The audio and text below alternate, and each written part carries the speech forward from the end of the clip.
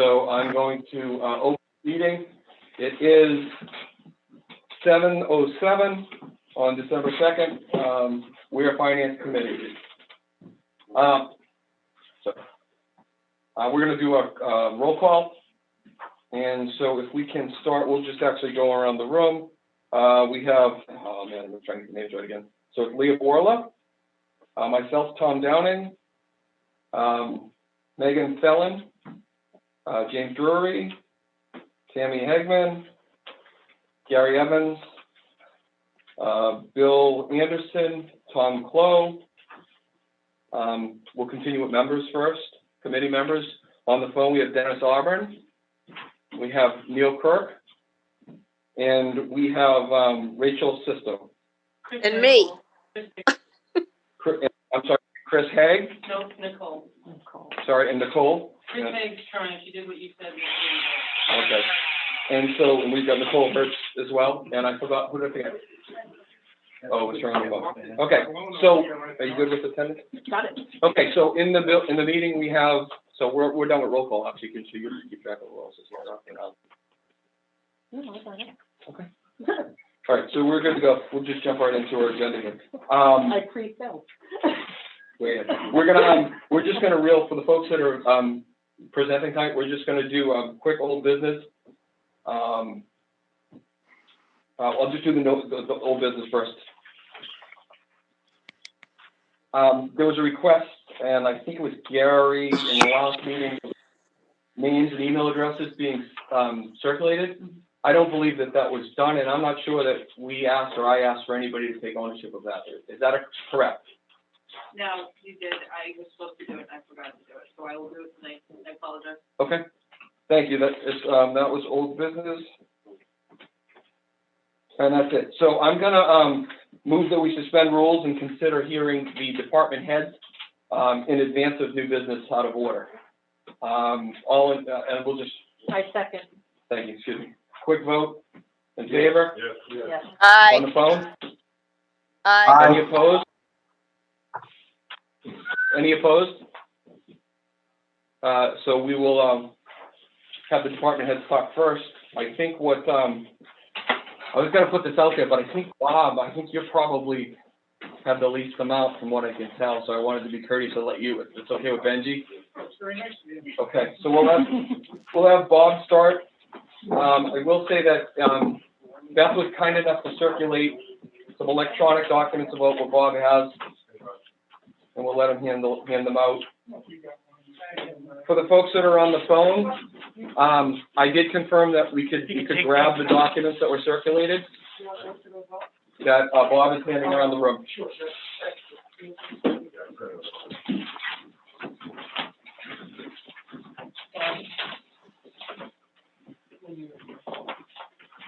You need to give me two?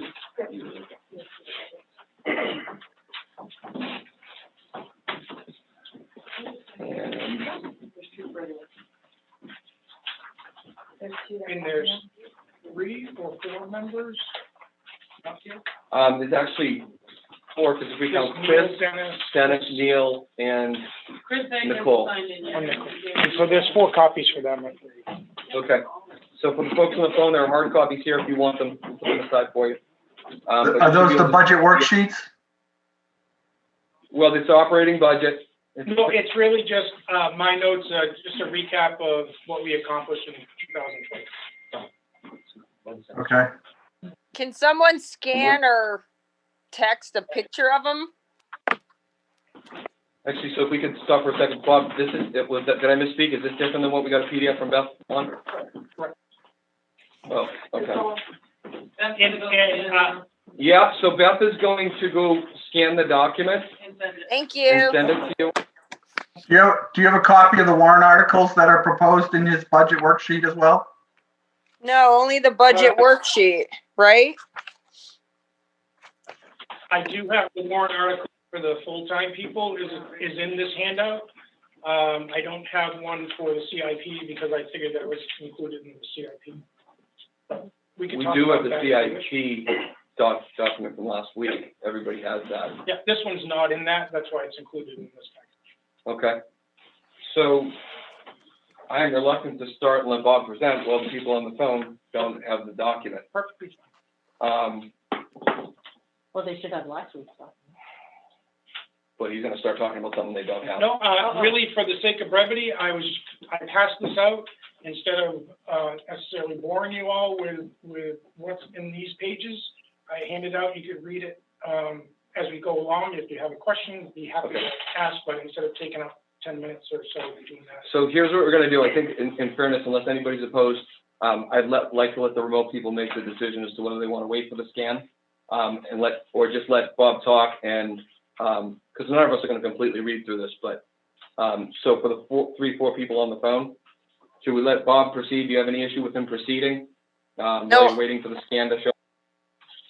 He No, can that's proceed.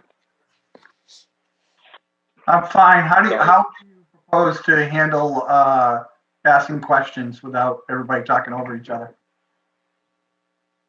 If we Well, just, there's the ability to raise in the web meeting, do you know? In a webinar And only, the- I think. I'm sorry. I think that's only for a webinar. No, We you have can- the chat. So is Naomi? I don't have Naomi watching it. She is diligently. She's actually stuffed in the corner in a timeout, specifically Aw. focused. So, if the folks that are remote, we can set this precedent moving forward.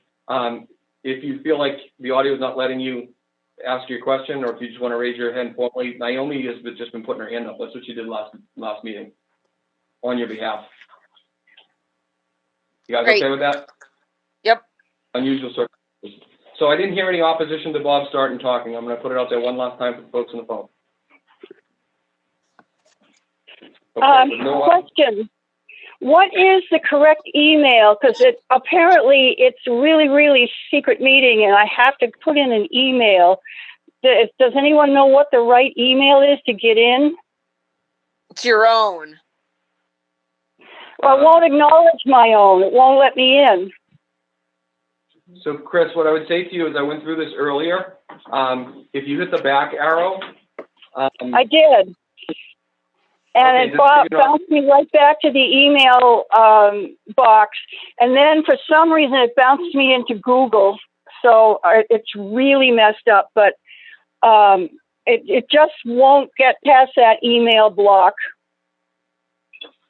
So I did have a similar challenge. I know what you're going through, and I'm sorry for that, but I don't know. I don't necessarily think we're sharing anything on the web meeting. So the only thing that you would be really missing would be the video part. And so I hate to say it, but the workaround would be turning on the cable and just turning the sound off. Yeah, well, I can't do that because someone else is using the TV. So I'll listen. Okay. Floor is yours, Bob. Would you like to go over the highlights or you want to just jump right in the budget? I think that's just sent it to him, right? Yeah. Yeah, I mean, if you felt like the highlights are important to share, then I think that's your chance to do so. Well, the one thing or a couple things that I'll share is, of the things that we accomplished this year, we did hire 2 full-time people. We accomplished that, on the time frame, on the timeline that we had expected, which was mid-year. We hired an administrative assistant. We just found that certainly going into this year and with the pandemic and everything else that had been just piling up, is we really needed that person back in the office 30 hours a week. So we hired a part-time person at that. We had years of service recognition. Everybody knows Ray Eaton. This was 65 years for him, participating with the Weare Fire Department. Scott Dinsmore, maybe aware of Scott Dinsmore, is 35 years. And we had Dave Askin with 10, and then we had 4 people with 5, Adam Baker, Amanda Charest, Wayne Meady, Cherie Smith, that have all given 5 years of service. Now we had, a number of people that had upgraded their certifications or gone from being an EMT to being an advanced EMT. That all takes not only time on their part, but, it's like going back to school and learning how to be a better EMT or a better EMS provider, and that all translates to having a higher level of medical service out on the street. which you'll see when we look at some numbers, that we don't necessarily do a lot of basic medical calls. We do a lot of advanced life support medical calls. And so we need to constantly try to get our people, push them forward in their training so they get to that level as well. One of the biggest challenges we had this year with the pandemic is how do we stay engaged with the community. We did through a grant with Chad, we did the multi-sport helmets. We got a grant for 50 multi-sport helmets.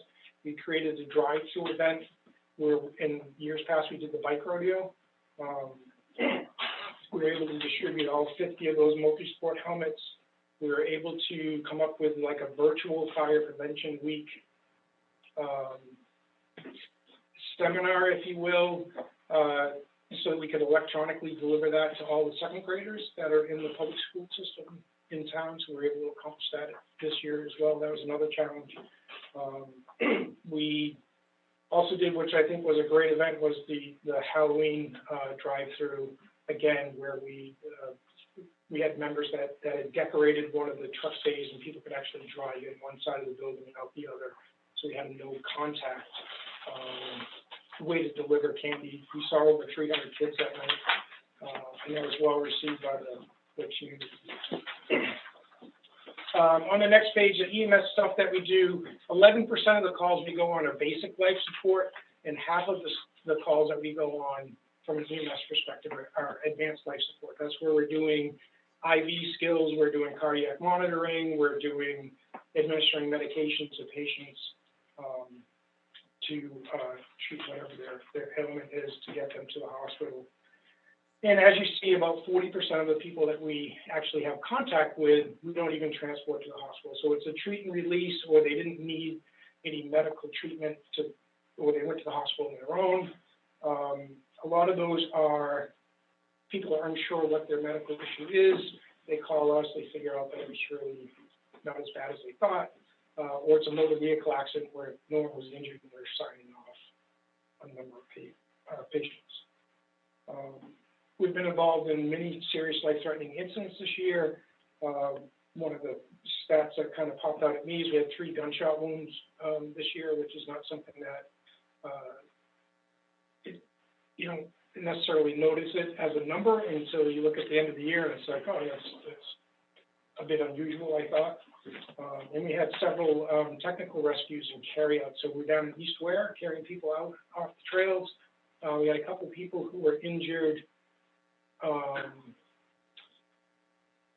where they were down over an incline and needed to be hauled up out of that. We had one up here on off of Maple Walls, and then we had 2 tree accidents up by the lake that required quite an effort to get those people up. One of the things that we do permits and prevention. It's been another busy year as far as permits go. We're about the same pace of permits as last year, and easily be probably over 500 inspectional trips this year, doing inspections of new construction, gas fit-ups, those kind of things. Just a quick question on the highlight here on the inspections. Is that number reflective of all the inspections, including, because I think it was divvied between, is it 2 or 3 people? Yeah, no, these are just mechanical inspections. So these are stuff that was work that I did previous to any discussion of merging the building inspections into that. And then after, I can't remember what month that was, we decided to change direction, and the part-time code enforcement officer that they had for the inspector, they're looking to convert that into, or keeping inspections here and converting that into a full-time position. And so we kept the work that we had, and they kept the work that. So this is mechanical. 446 is mechanical. Yeah, and okay. That represents about 1/3 of all permits that are issued in the town fall into the fire department. Thank you. Can I just ask a quick thing since we're out here? Please, Gary. 3 gunshot wounds, are those people shooting other people or people accidentally shooting themselves? Fair question. They're generally people who, I'm trying to think of all 3 of them. Usually, I don't think there are people shooting them each other. They're all inflicted, not for the purpose of, say, suicide, but accidentally shot themselves. So accidents, okay. Yeah. Yep. That's a good question. COVID-19, it took up almost all of our bandwidth this year, and still does. Actually, it's coming back, right? So we've been extremely busy dealing with that. This is where I knock on wood. We've successfully navigated the pandemic.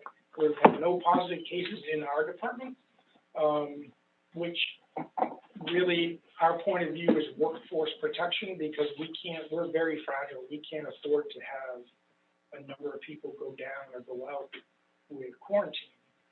We had a couple of scares earlier this year that really reinforced that we needed to do a much better job. Where we had, in one weekend, we contact traced out a potential exposure. We had 14 people in 2 days that all of a sudden were no longer available to work. And so we put a lot of effort into not repeating that.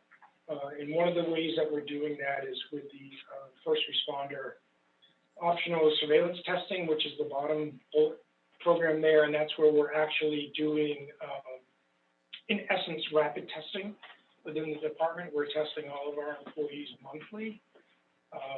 And what that's doing is looking for that asymptomatic positive, and if they do come up positive in the test, then they have to go out and they do their PCR test, and it starts a process of quarantining that person. Question. You started that yesterday? We just started that yesterday. No? So yesterday. Yep. And again, knock on wood, the first batch of people we've tested have all been negative. So that's a good start. And before that, you were doing what? So before that, we're doing really two things. One is and it starts with your 911 call of screening the patient of kind of those 7 questions, right? So to kind of alert us or give us a heads up that this person that we're going to is either suspected of perhaps having the flu, and or they've already tested through the state program, and they know that they have the flu, and they're already been flagged as being positive. I forget the second part of that. But and then the other one is looking at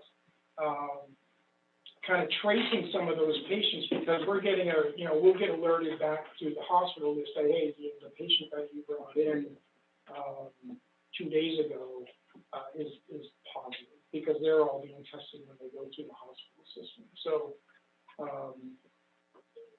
that's kind of a reactionary testing thing. And so this program is designed to kind of look at our people proactively and say, okay, who do we need to get out of service before they have, the symptoms and the signs and symptoms of. So before this, you were testing if they had symptoms, or if they were involved in transporting somebody who came. Yeah, so if we had, it all depends on what. So if we go to a patient, we're taking precautions, and some of that's with PPE, protective equipment, to limit our contact and exposure to that person. Some people we know are COVID positive prior to arrival. We still have to treat those patients and take them to the hospital, and depending on the severity of their injuries or what they need for treatment, some of that treatment may put our members at extreme risk. And so a lot of it has to do with, we've been through a lot of different pandemics, and certainly in my career, and so a lot of the rules are kind of the same, and it's really having frank discussions with the patients and trying to understand, where they're at, what the likely is could have that they're not contaminated, but that they're sick with the virus, and doing everything that we can to protect ourselves. And then also, they're kind of traced through the hospital system as well to alert us that this person was positive. We may, depending on what our interaction is with them, is we may pull that provider offline, so that they can get tested, they go into a quarantine,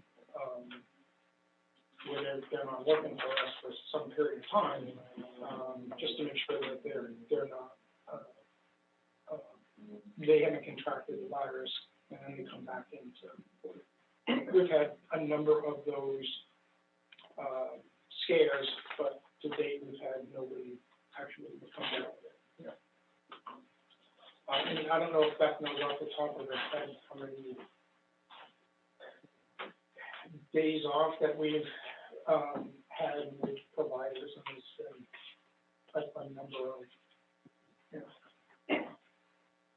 we've taken some steps through the Gopher and FEMA funding and through the CARES Act, which are all programs designed to provide funds for dealing with the pandemic. One of the issues that we had is most of our employees, because they're casual and day workers, they only had one set of uniforms. So we needed to provide more uniforms to them. We needed to provide a way that they could clean those uniforms in the fire station so they're not bringing them home. So we were able to purchase a washer and dryer for those with, I'm not sure what funding source it was, rehab supplies. We purchased a UV light, which allows us to decontaminate rooms and the ambulance. Also the different rooms and offices of the fire station. Video laryngoscope, which allows us to intubate somebody much easier and faster instead of lingering over that patient trying to intubate and being exposed to the virus through the respiratory tract.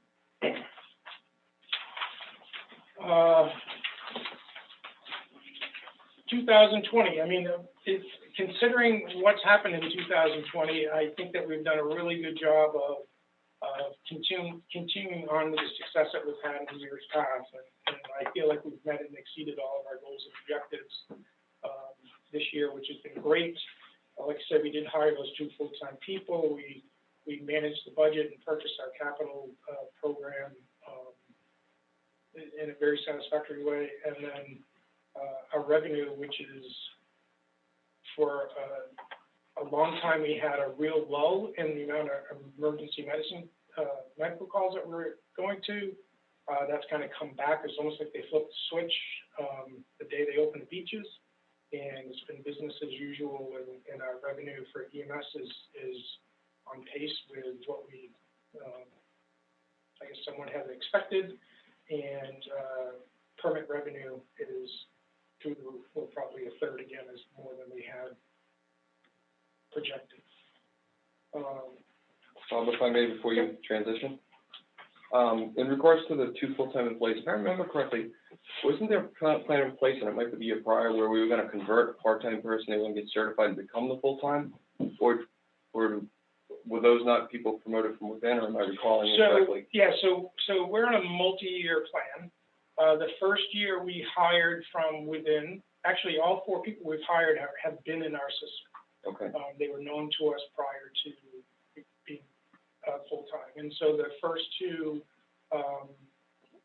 were very active in our system. And then the second 2, one is a lateral. He came from Bedford Fire. He worked with us on a per diem basis and liked what we were doing and where we were headed. And he came over from Bedford. And the other gentleman worked at the Manchester Airport in the fire department there. And so because he worked with us as well, he's known to us and stuff. So in the hiring process, you kind of knew what we were getting, and in all 4 of them, really. And one of the things that we'll talk about a little later is by doing that, we're kind of we're getting a head start on those people because we kind of know what they're all about. You know, they know us, we know them. So that familiarity has been good. And also, out of the 4 people, 2 of them live in this community, and so we're able to get them back to work. Like if we had a serious car accident and needed a paramedic, another paramedic or something, you know, we have those people available to respond in a very timely fashion. So that's kind of a win-win. 2021, we're looking to kind of continue that momentum that we have. trying to meet the needs of the community. Nearly all the lines in the budget, I know we haven't talked about the budget yet, all the increases in the budget are really due to voter-approved actions. And the most important one of all, I think, is we recognize that we are expanding our full-time labor. There's an expense to that. And so our goal was to come in at the default budget number, and we did that again. You'll see when we go through the budget, we're not proposing an increase over default. I think the most important thing when we talk about, so we're going to talk about full-time people, and we can do the last 3 pages when we get there, when we get to the warrant article. Yeah, that's a good idea.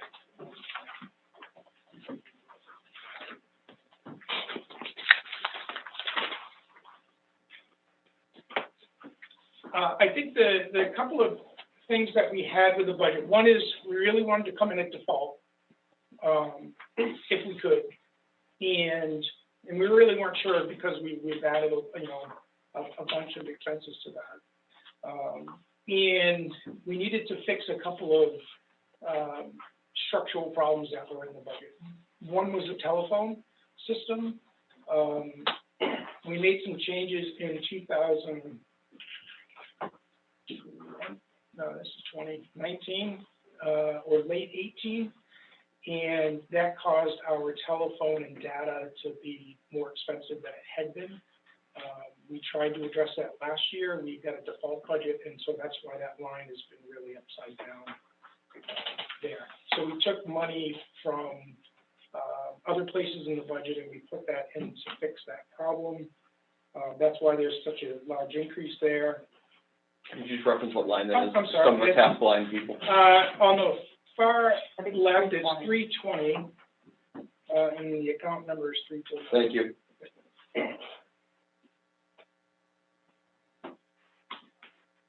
Just to kind of go down through that, EMS Service Contract, right, that's just a 3% escalator that kind of goes up 3% each year. The software support, we added a piece of an app, really, that helps us manage the response. When we do have an incident, that's the cost of that app on a yearly basis, is that $900 charge.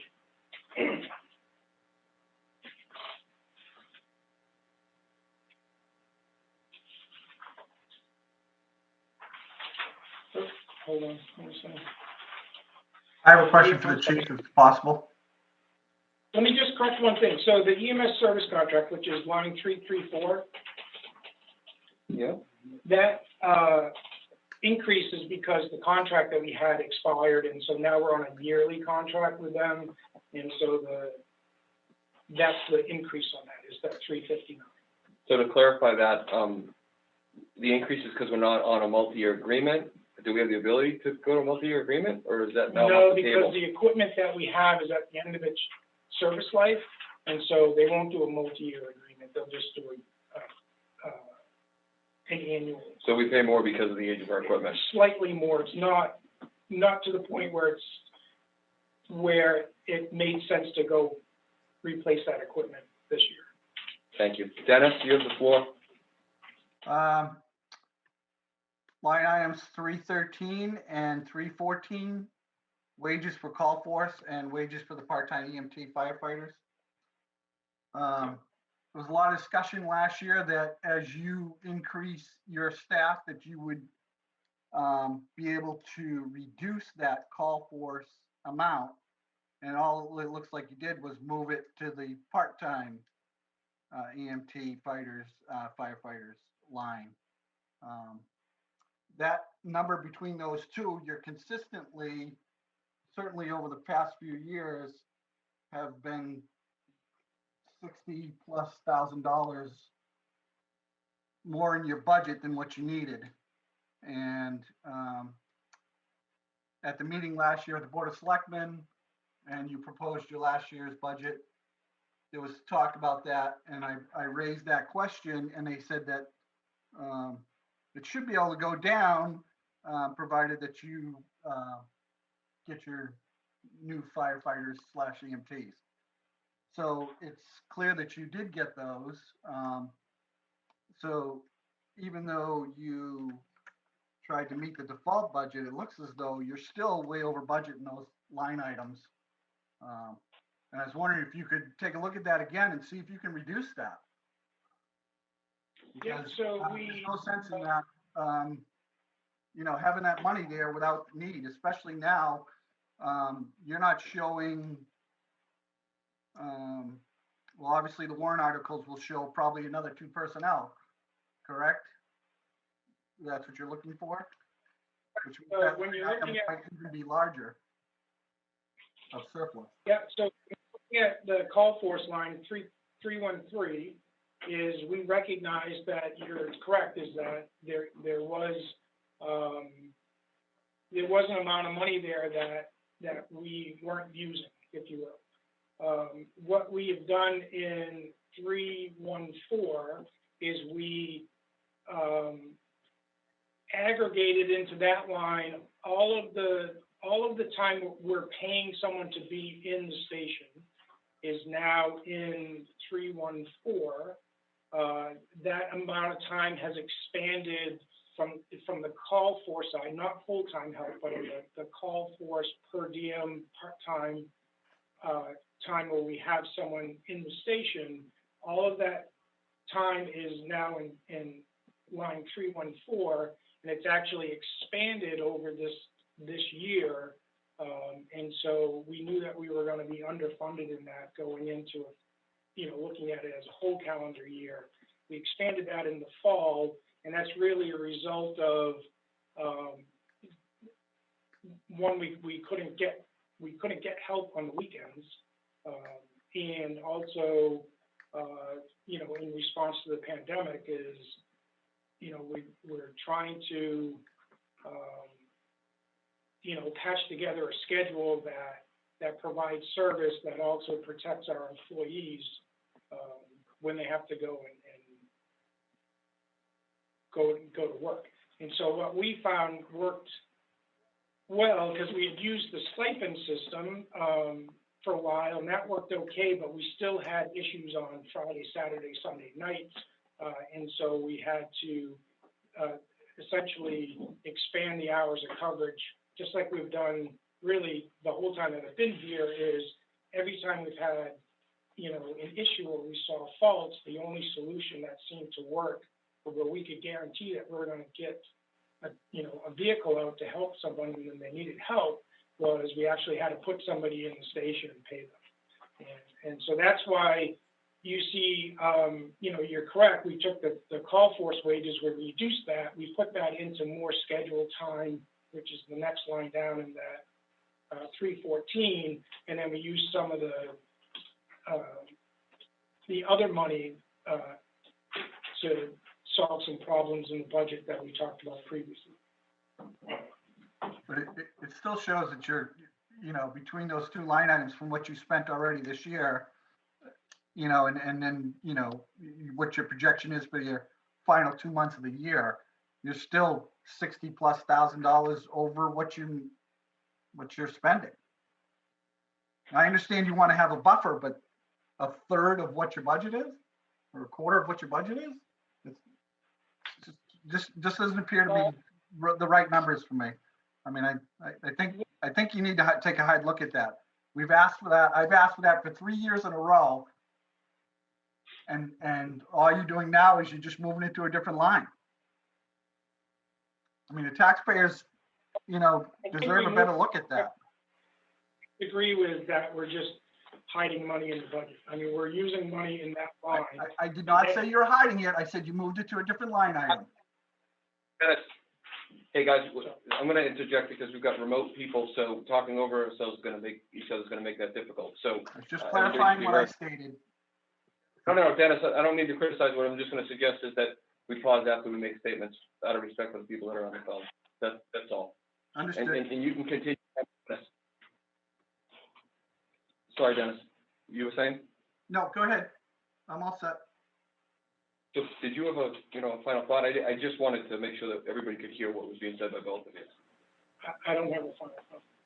Okay. And if someone has a question, I'll be glad to answer. I gotta be honest, I'm not sure I completely follow, but I do recall, what Dennis is referring to when and I do recall talking about having, weekend coverages. And so I guess my clarifying question that I have is, there was a plan to pay for coverage for the downtimes, which in particular was the weekends where you didn't have coverage. And so I believe we voted, and I forget exactly what it was for, to make up for that deficiency. And I think what I heard you said was, we still have that same problem. Oh, we still have the same problem. So did we vote for something last year, or did you include budget for something last year to account for that, and it just didn't work? So we've had the same warrant article for 2 years now when it comes to the full-time people. Understood. And so when we hired, or when the warrant article was approved to, for the full-time hiring, we also have an offset in that, because we know that, yes, we're not gonna need as much money in column A because we're hiring people in column B. And so the offset last year, I can't remember if it was 35 total or 35 in salary, but there was an offset last year. There was an offset in year 1. There's an offset in year 2. We're proposing an offset in year 3. And at the end of the plan, right, so we're halfway, at the end of the plan, you're gonna see a much lower number in line 314. In fact, I would even argue, let me just make sure I'm saying the right line number. That's the part-time. Yeah, and the part-time line will be 0. Right, because that's what we're chipping away at with the full-time pieces. We're chipping away at that 314 line. And it may not come down as fast as some would like, but we still have to do business in a very convoluted way to ensure that we have coverage, we have a response when someone picks up the phone and calls for help. Tom, Tom? Bob, They can't hear you through the mask from there, so. I'm sorry, what did you say? Nicole said you can't hear from the seat through your mask, so if you could get closer. She can't hear me? No, So, when you sit in Gary, she had a hard time hearing through the mask and being far from the speaker. So I'm gonna suggest that we just use the podium because the speaker's close. Tom, you don't just mind coming up to ask you a question? I don't know of another solution to that. it's just a very short, quick. Well, we can repeat it if you want. I can repeat it if it's Yeah, really simple. when you said offset, do you mean that the warrant article said that if this article passes, then the operating budget will be reduced by such and such an amount? Correct. That's what I thought, so then, You're gonna have to repeat Oh, it. okay, so the question was my definition of offset, when I used the word offset in the warrant article, for the last 2 years, and also again this year, is, that if the warrant article is approved,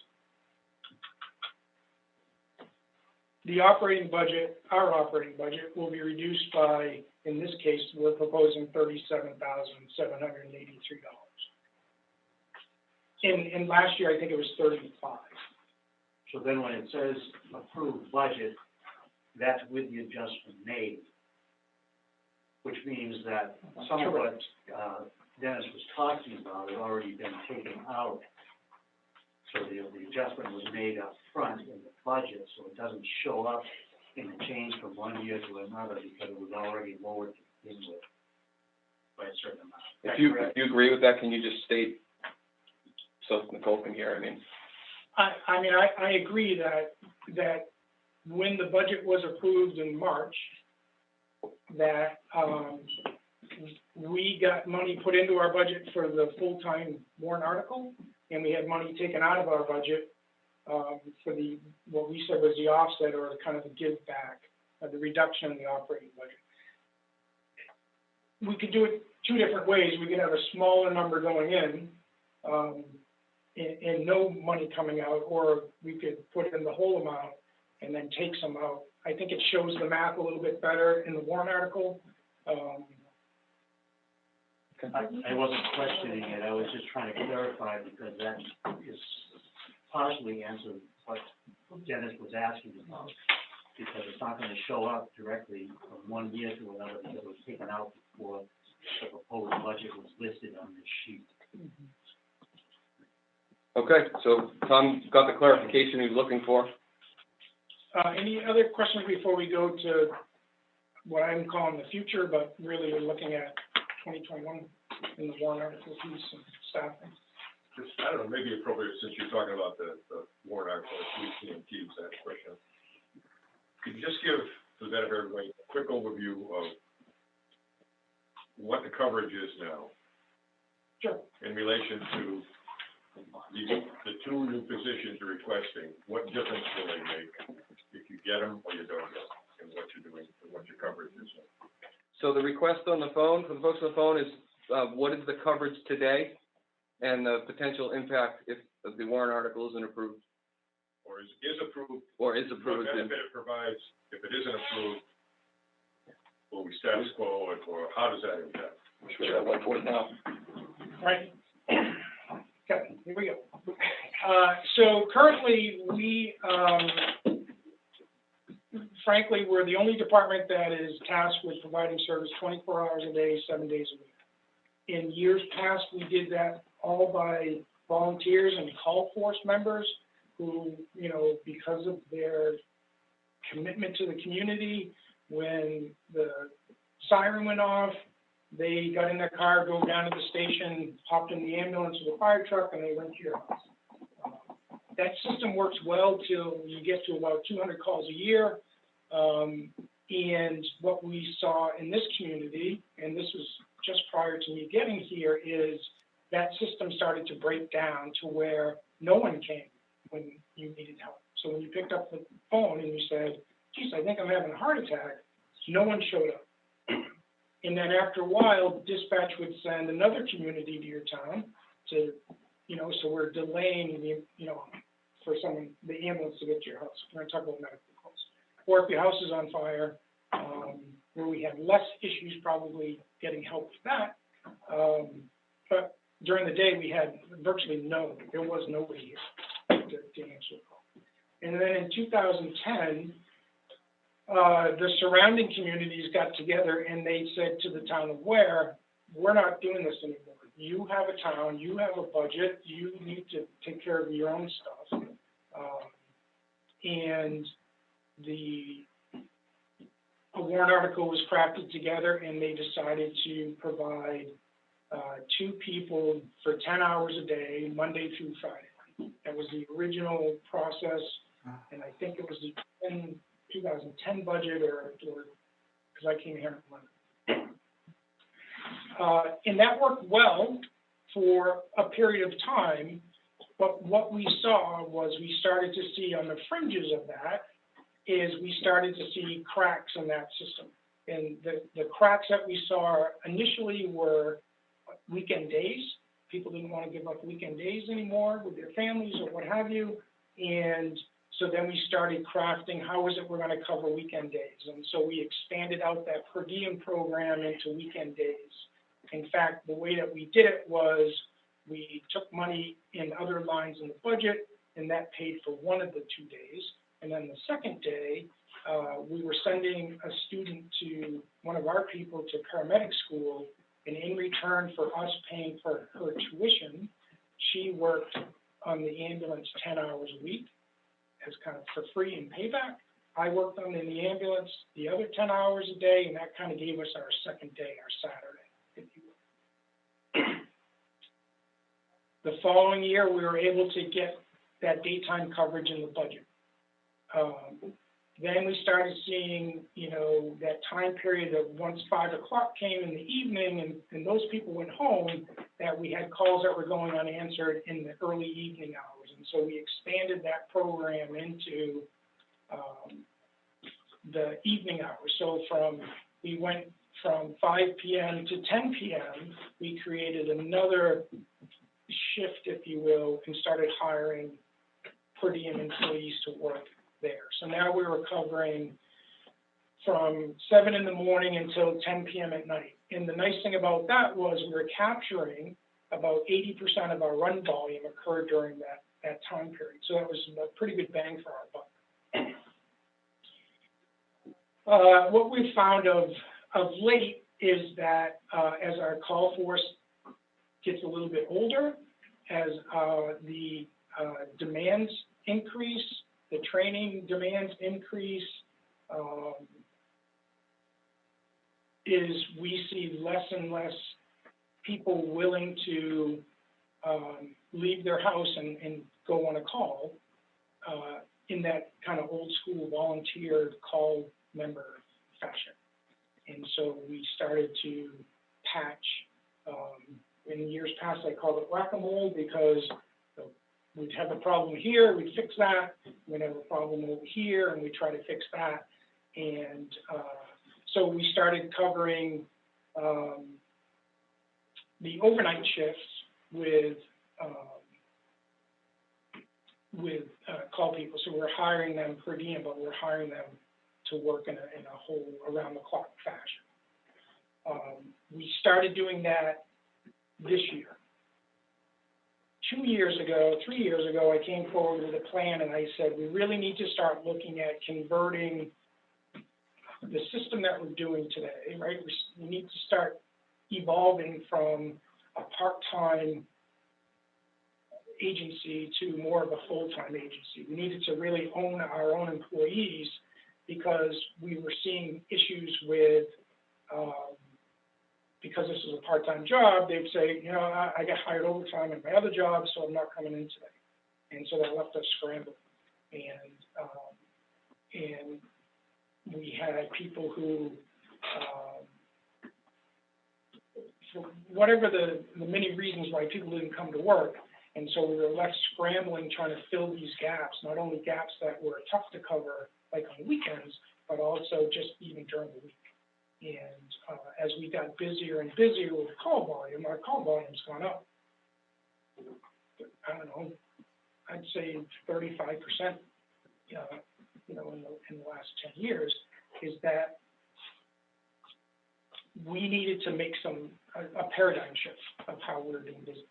And so I came forward with a plan that if we could embark on a 4-year plan where we're hiring 2 employees, full-time employees per year, for 4 years, we'd get to 8, and then we would essentially do what we're doing now, which is putting 2 people in the fire station to respond to fire and EMS calls on a 24-hour-a-day basis.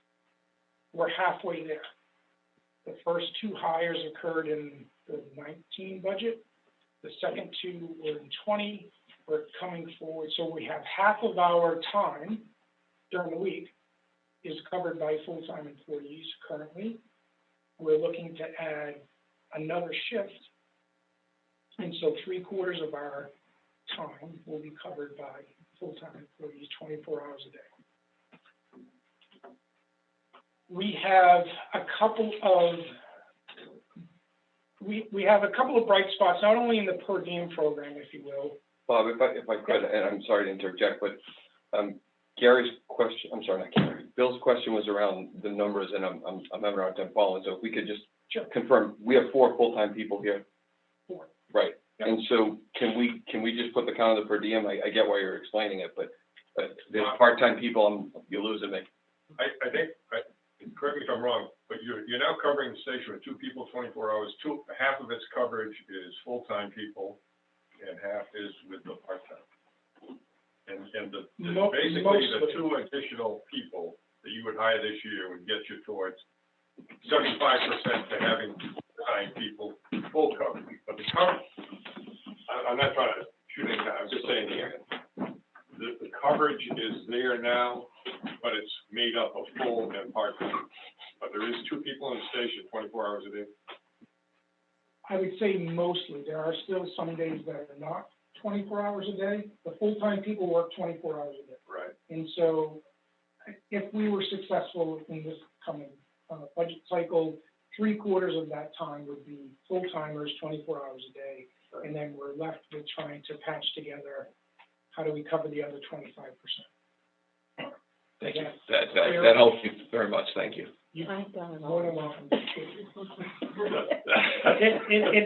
It gets a little wonky for sure, especially when you're kind of buried in the thing. It's hard to describe, for sure. But that was a great description.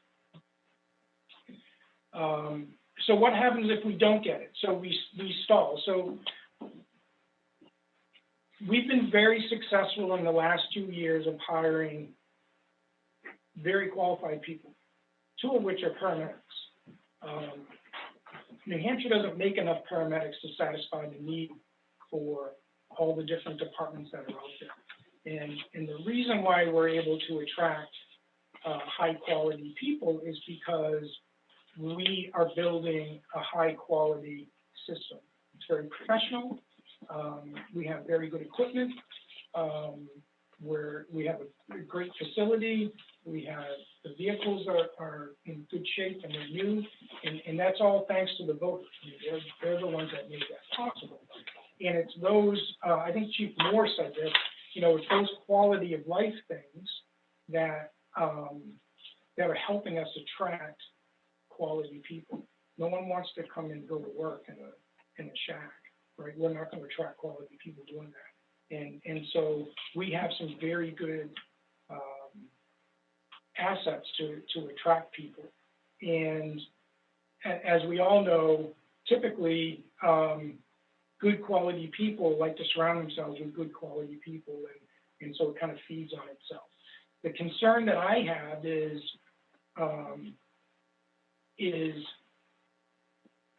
by not being successful in the budget process this year, is that the program starts to stall, and the people that we have maybe become a little disenfranchised with that, and then they leave. And I can tell you without hesitation that, you know, if we lose some of those people, it's a house of cards. And so we have momentum. I'd like to continue with that momentum because we honestly, I don't think that we could go backwards and be nearly as successful as we are now.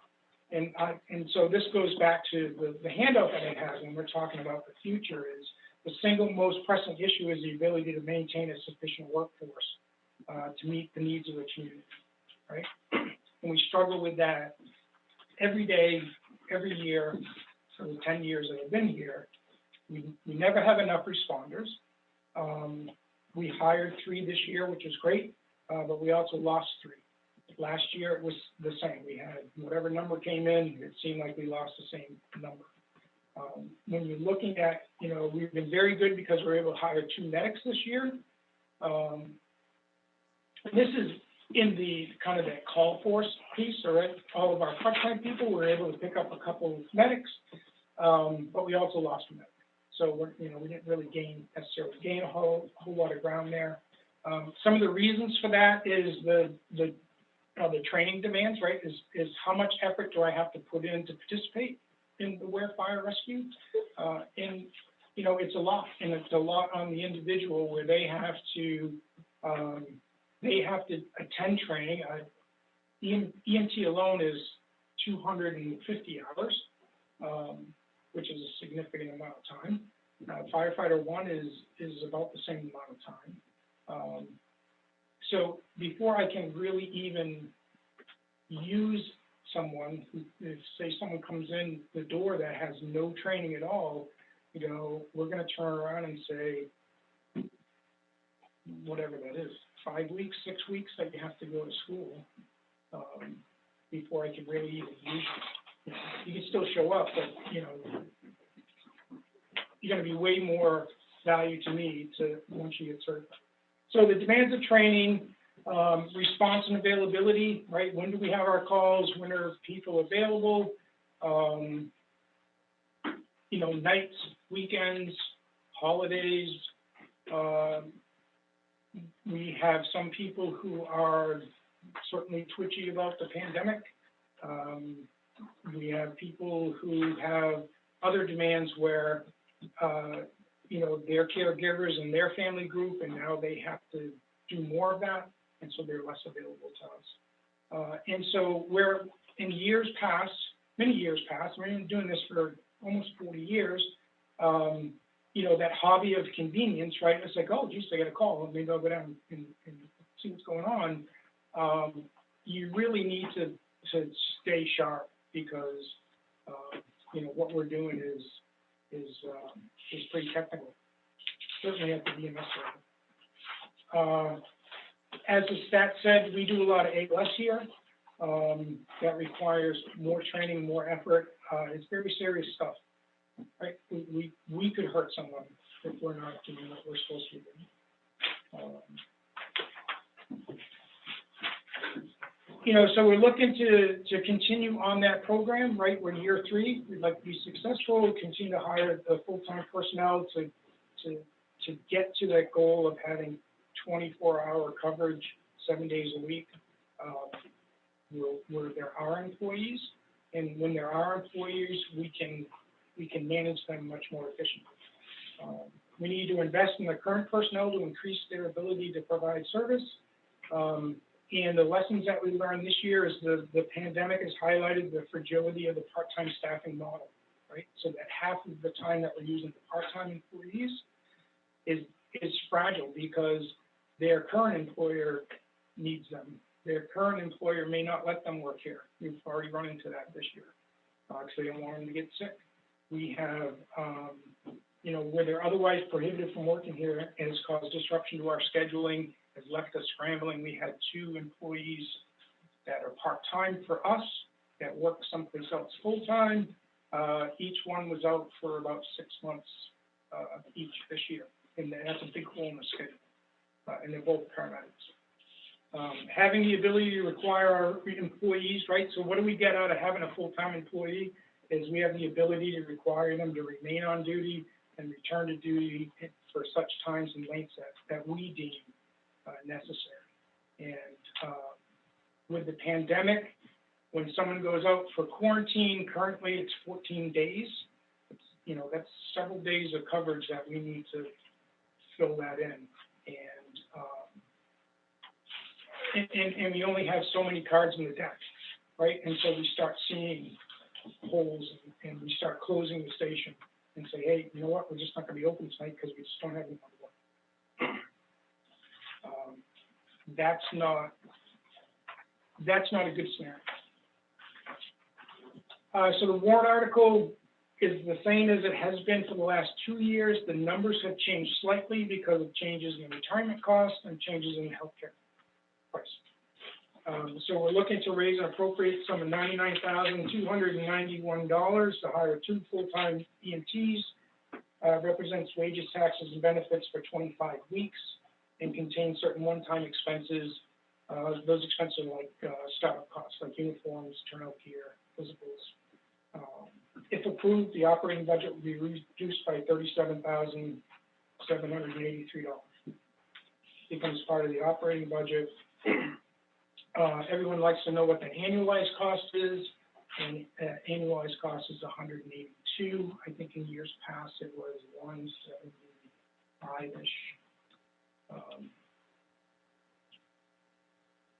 It's been very successful. There are days where it's like this is worth every penny that we spent on this program with the stuff that they've done out in the field. So I appreciate your listening to me. And Thanks, Bob. Not on that, but on just 2 short ones. The other warrant article is 20,000 will be taken out of the ambulance fund for an item in there. And my question is, how is that fund sitting? I mean, is it, we got an ambulance and a fire truck coming up in a couple of years? There's plenty there. Okay, that answers that question. And the last one is the communication study that's also in there. Have you had problems with communications around areas of town this year that's impacted your operations? Yeah. And are you supportive of that? I'm supportive of fixing the problem. Yeah, whatever. It's a very complicated issue. Right. You know, that it's very frustrating, and I empathize with the police. It's very frustrating to try to get a hold of dispatch, and you can't. Yep. We had an incident this summer where we had 3 people who were burned in a freak accident at their camp, and radio communication was an issue. I think Jack Dibble explained it very well, the problem and what this would add. Yeah, and it's, you know, even places where you think you have coverage, It just seems like it's inevitable you get some little glitch. We operate differently than the police. So when we get into an operation, we operate much more locally, almost direct line of sight communication with the people who are working on the scene. But we still need to get a hold of dispatch, and that's where the trouble is. One other thing I wanted to say to that is we have two people that work, and they go out on calls, and they're it, right? At a certain point in time, there is no police coverage, and we're waiting for an officer to come out of wherever they happen to be. One of the few times that I remember here, well, not that long ago, was we needed an officer. He's on the Everett Turnpike down in Lake Merrimack. And that's the officer that responded to our call. You know, so having effective communication is as important to us as the police. I have a question for the chief. Go ahead, Dennis. Yeah, Dennis Aubin. You're going to propose taking $20,000 out of the special revenue fund for repairs to the truck? Is that my understanding? Is that a warrant article?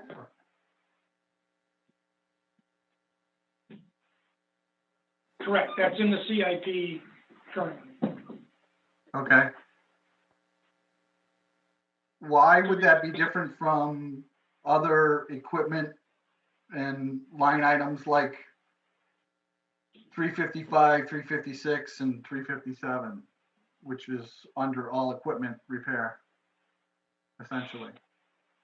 Is it because it's a large expenditure? Because it rises to the level of capital improvement.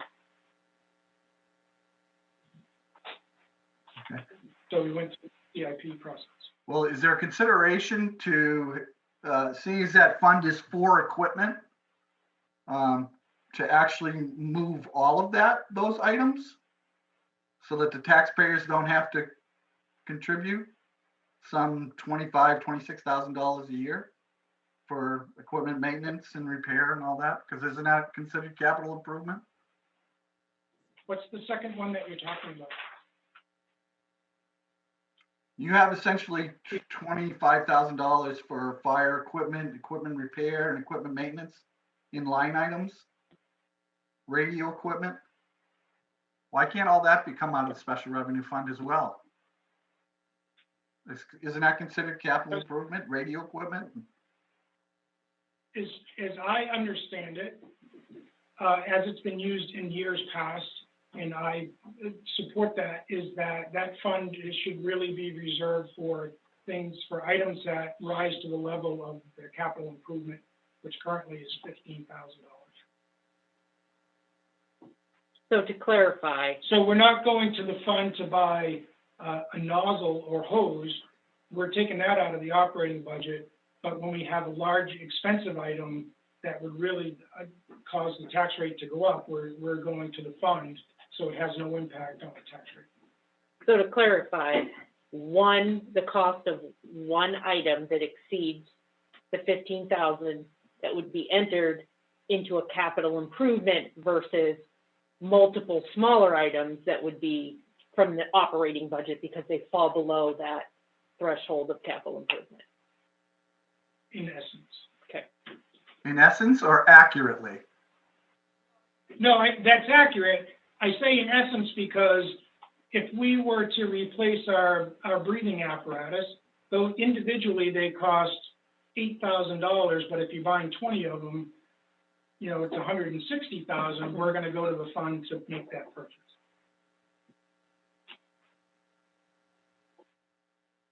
Is Naomi there? Naomi or Beth, can you guys confirm that is accurate, that that's how the fund has to be used?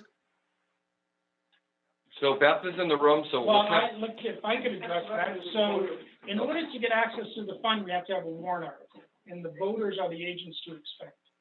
So if we were to go and say, geez, I'd like to buy a $250 nozzle, but take it out of that fund so that it's not coming out of the operating budget, because we have to have a warrant article for $250. If we have 17 warrant articles, it doesn't seem like that's it just seems extremely cumbersome. Would you support a warrant article for fire equipment for annual of $25,000 a year? To be used That's a question. to reduce taxpayers' burden? Would you support that? And to reduce the taxpayers' burden, our burden on the taxpayer.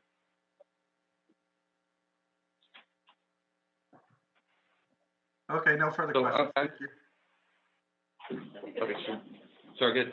I said that, I think that's a great idea to have like a set amount that comes from that fund that comes out every year to pay for those kinds of expenses. The problem with that, and they did that that's how they paid for the original staffing back in 2010, is they diverted $90,000 for that payroll. What that did was it made that fund insolvent, so that when it came time to buy a $400,000 vehicle, they didn't have enough money. And so now We're not looking for personnel, we're asking for equipment, which is what the fund was designed for. Why can't you maintain it from that same fund as well as purchasing it, is what I'm saying.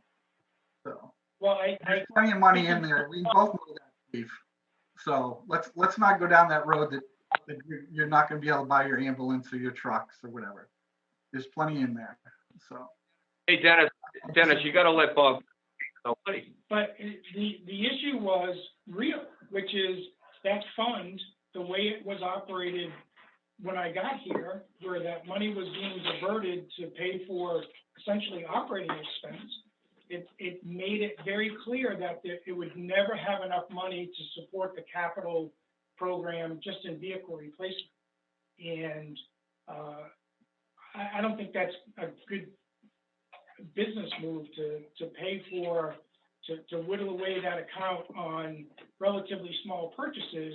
And then when you need a large purchase, you're back to the voters to say, hey, I need to add 25 cents on the tax rate. I mean, that doesn't make sense to me at all. But that's just one person. You guys can do what you wish. I think, I'll just say something. So, I guess tonight, I thought we were just gonna do the budget, because we haven't put together warrant articles yet. Yeah, The selectmen would be the ones to talk about warrant articles and put them together. So to stand in Badger, the chief had it, I asked him to come for the budget, because that's what the selectmen have heard, is the budgets in the CIP. We have heard the warrant articles, the selectmen haven't weighed in on them, and that's why we were coming 2 weeks from now to talk about that. You've heard from CIP, you've heard, tonight was the idea of the budget, it wasn't to get into a debate. And I think the debate is where the selectmen would take over, because Chief Vizina has come forward with his plans, and it's the selectmen to take it from there. Naomi, my apologies. I wasn't trying to badger. I'm trying to find ways where we can help reduce the taxes by looking at line items in his budget worksheet. I apologize if I offended in that sense. Okay, so, we're going, Tom, this is Yeah. Neil. May I ask a question? sure thing. Thank you. Good evening, Chief. We spend, I don't know how much, hundreds of thousands of dollars on EMT personnel. Why aren't their costs covered by the revenue that they produce, which now goes into the equipment fund, and the taxpayers are left paying the full cost of these personnel? Whereas if their costs were charged against the revenue they generate, then the taxpayers wouldn't have to pay for them, and the insurance companies paying on behalf of the people who use those services would be the ones picking up the tab. Well, if I could, Neil, you're asking a question that directly relates to what Naomi just addressed, which is us addressing this with the the selectmen. And so No, I'm Tom, not minimizing. I think you're out of order, or Neil, unless anybody disagrees with Naomi, we can take a vote on that. no, Tom, But I'm not talking about the warrant article. I'm talking about a different way of looking at paying for the cost of the fire department's budgeted services. I'm not talking about a warrant article. I'm asking why. You just said we're talking about a warrant article, and then the other sentence you said we are not talking about a warrant article. I am So not. you're confusing. I'm sorry. Apparently, there's some confusion here. I'm not talking about the warrant article for 2 new people. I'm not talking about any existing warrant article. I'm asking the chief a simple question. Why is it that we don't take the revenue, has nothing to do with the warrant article. Why don't we take the revenue that's generated by the EMTs and charge their services against it? Neil, what you're saying is basically to say, and I don't know if the full line 308 is EMT, but you're saying line 308 on the budget, why don't we take that and yearly charge it against what is brought in from the EMT services, and that goes into the fund for equipment? That is your question, correct? Yes. Okay. May I say something related to that? Well, do we want to let Bob answer the question first? I'm not saying I agree, I'm just clarifying. We got a question, we got a clarification on a question. If it's a clarification on the question, then I think you should address it. If it isn't, I think I'd like to give Bob the chance to answer it. I just have some history. I'd rather get, I think it'd be appropriate for Bob to answer the question then. One, EMS revenue doesn't cover labor right now, right? We don't make enough money to cover the expense of the labor, one. And two, the way that it's designed currently is that it banks that money to replace, you know, the vehicles and other large expenses that our capital improvement program. We have a truck in a few years that's over $500,000. And to, I guess, undermine that savings account, because I think it works very, very well, where you're not coming in and saying, hey, you know what, we need to bond $500,000, or we need to, in 1 year, pay $500,000 for a piece of equipment. It seems like it's a great savings account for that specific purpose, and I just think to undo that will put a financial burden on the community that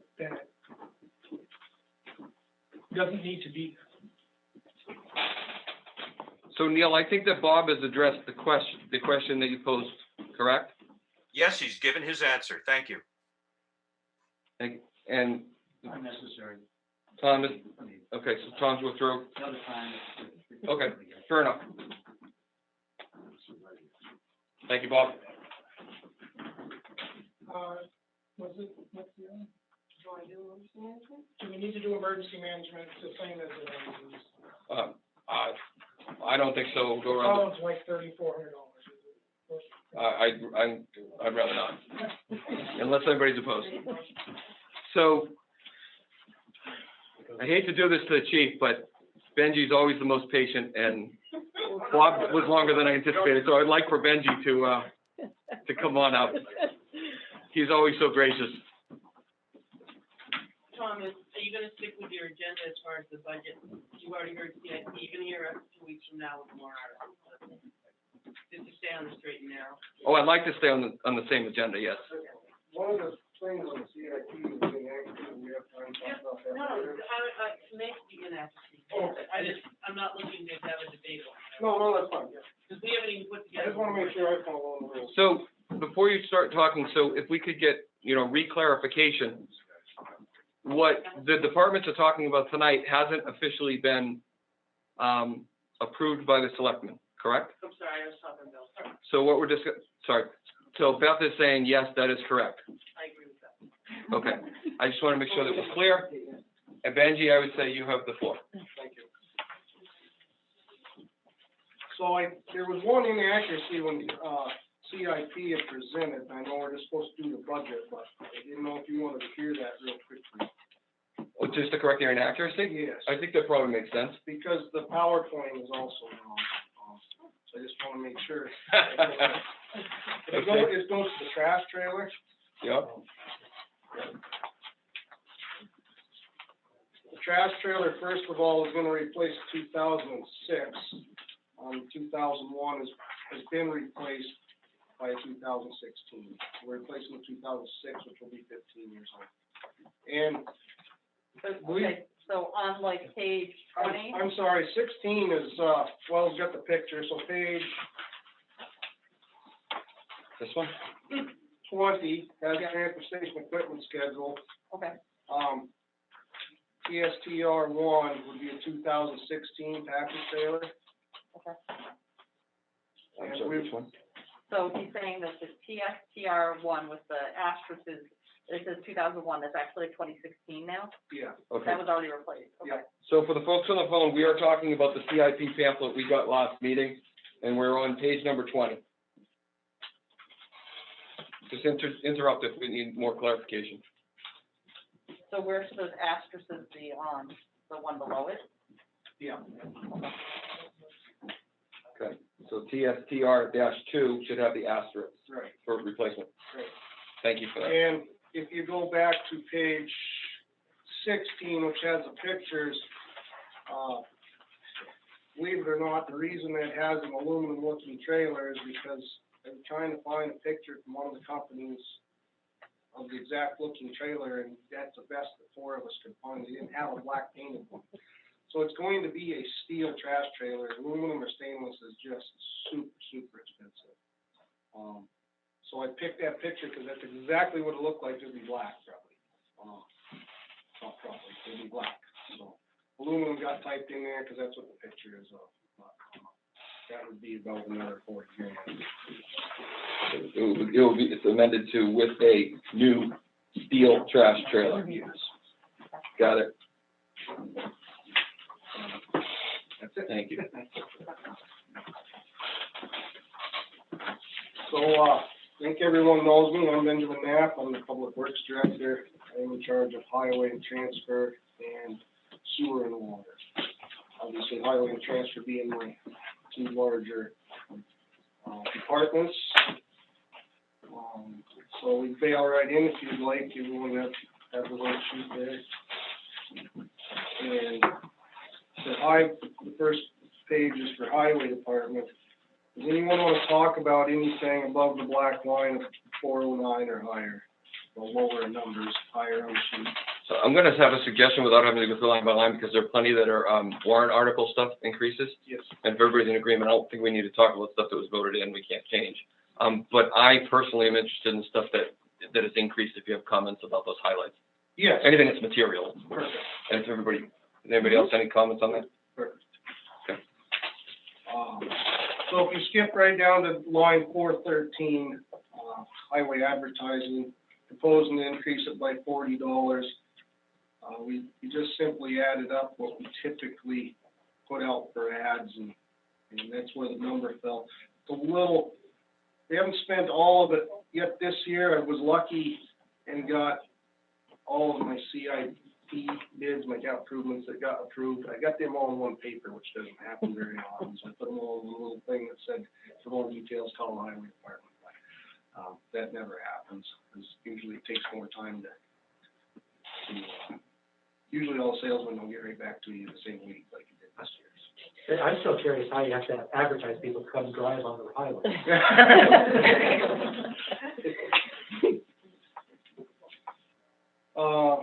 Go down to line 415, oxygen cylinder is how it's labeled. That is our gases for cutting and welding, fabricating. We go over every year on it, so we're just trying to make it a little more. Is that because our trailers are so rusty, you have to cut them? Yeah, we do lots of cutting and welding in the winter I'm time. actually serious. Yeah, we do lots of fabricating on welding rust holes shut.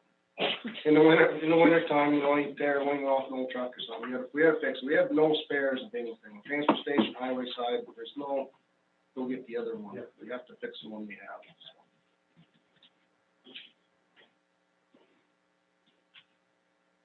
Jumping down to 420, inspection machine equipment. You probably have all had your cars inspected. We have the same machine that your mechanic has.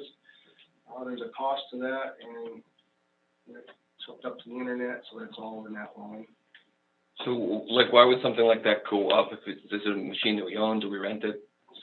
It's rented, and then I guess your internet goes up. And this last couple of years, we transitioned over to the garage. We didn't have that machine the first year. They let us get away with doing the old book style, but it's not really preferred. So, and it's hard to do, say the little vehicles, like your guys' cars all have to be plugged in. My big trucks don't have to be plugged in. However, it sends the information right over to the state faster. You get all your updates on that computer, so when there's a new rule you're supposed to know about, they come across on that computer. It's nice to know when they change the rule. Like if your sticker goes in a different part of the windshield, those types of things. And we inspect nearly all of the town vehicles, so we do all of highway, fire, building, code enforcement truck. We're responsible for the equipment to inspect everything. Going down to 426, fuel additives and testing. Again, we own the town fuel station where everyone comes to fuel up. And there's lots of inspections mandated by the state that we have to do. There are different inspections each year. There's a 3-year inspection. There's an annual inspection that is the same every year. Every 3 years, there's an enormous inspection. And the additives, in the very beginning when this line was made, was just your 911 or whatever you might see people put in their big trucks. But we went to putting additives in the tank as a bulk so you don't have the contamination stuff. So everyone's getting that additive in their fuel. And also with the highway equipment, all new vehicles, and probably the next big truck Bob buys, I'm not sure, but has what they call DEF. So if you have any diesels, if there's another tank, you have to put this stuff in, urea, and it makes the diesel fuel burn cleaner supposedly. So it's an additive, and it's something fairly new within, I think our first vehicle is 2015 that has it, so you need to put it somewhere, and it is an additive, so I put it in that line. So is it accurate, just to make sure I'm following you right, because you're using these more advanced additives, that's predominantly why the cost increase goes up for this line item? Well, every time you get something with a new diesel in it, it has DEF. So we're getting more and more vehicles and equipment that take this DEF. So. Makes sense. You know, 2015 we had one, and then we got a number of them.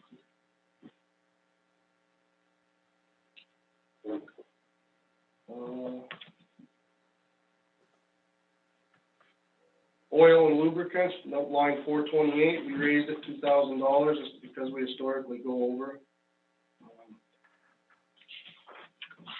You know, a lot of that has to do with, well, that stuff never goes down, first of all, but we blow lots of lines low than I do to rust and corrosion, and it's always 30 gallons hydraulic oil every time a line blows, it seems like, so. We go through lots of hydraulic oil. My salesman came just yesterday and asked how we're doing. I said, good, it hasn't snowed. He said, well, I'm gonna do a snow dance then. So, we're very well known.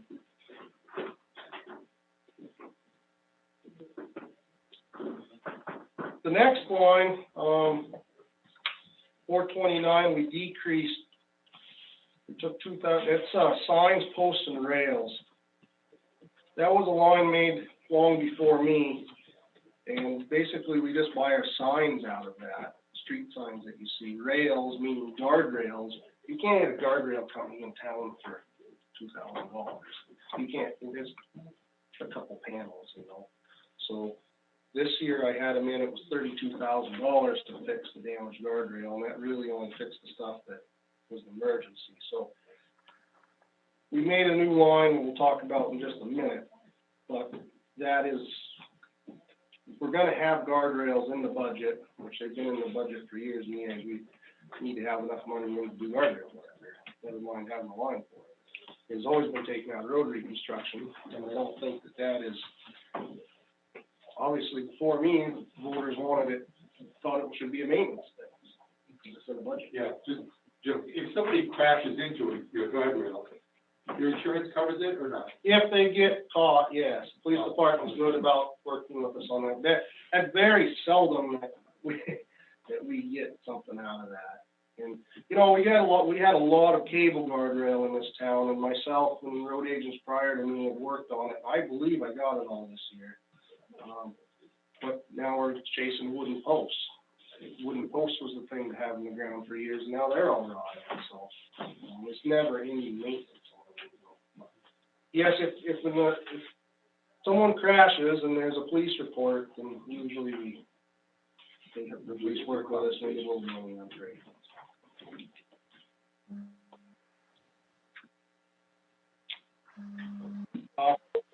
Paint striper. I did not spend any money this year because the year before I bought a pallet of paint, overspent that one. It's much cheaper to buy a pallet of paint. It usually lasts me 2 years. So I raised that line to cover what a pallet of paint cost. And you know, like this year, most likely that $500 will just go back because I can spend it, but it's not enough to buy on paint. We're about out of paint, and I prefer to buy it by the pallet. I don't have a number on top of my head, but it was far cheaper to buy twice as much, 2 years worth. So we can keep it in the shop so it doesn't go bad. 431A is the guardrail line. You know, I tried to take a reasonable number, I guess. Like I said, I spent $32,000 this year, but I'd skipped 2 years on having any guardrail work on. So this was kind of an average of that. I expected to have some conversation on that. I expect the selectmen to have some conversation. Like I said, just sometime along the line, it was felt that should be a maintenance item, and so we should have realistic numbers. Yeah, can I just ask a clarifying question? Yes. I think what you're talking about is overspending previously, so like 2020 is the 11,037. And so the 15,000, is that accounting for what you've seen in years prior? Because it's still, you know, almost $4,000 less than what you actually expensed. You just, unless I'm looking at the wrong, so actually even more than that, because the actual cost of 429 was 11,037, and then includes signs, posts, and rails. It sounds like we removed guardrails out of that. You're asking for 15,000, so I might be misunderstanding, but. So we took some out of the budget for the rails, and I had to make the rest up out of road reconstruction. I spent, I think, $32,000 this year on the rails. Oh, I got you. Sorry, I missed that. So is $15,000 enough then? Well, I'll try to get on a program to do that much every year if I can get enough money that is realistic to have guardrail companies come out and do work for me. I'll try to get on a program and say, listen, I got 15,000, we'll do 15,000 work. It wasn't enough to even call them. So this year I said I have to do something. We had some laying on the ground. I got cable ones, we have to fix them. So never seemed like I had the money to do them. I just had to bite the bullet and do them this year. So I didn't want one on the ground, someone go over the bank, we could be liable. Thank you. I'm sorry, one question for that again. So where did that money come out of? What line item did that money come out of previously? It came out of so this year I spent in the $30,000 range, 32, I believe, and we took, I believe it was about $10,000 out of the signs, posts, and rails, which was the previous line for that, and I took the rest out of road reconstruction just to. So okay. Out of the warrant article money, you mean? Was that the? Yes. The road reconstruction. Okay. Thank you.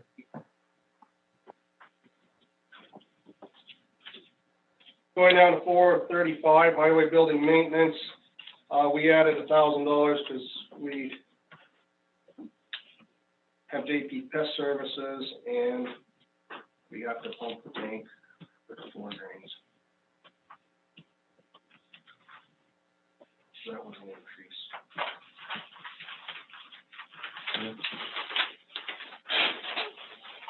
And we have a monitoring system there also that has extra phone lines to the vehicle.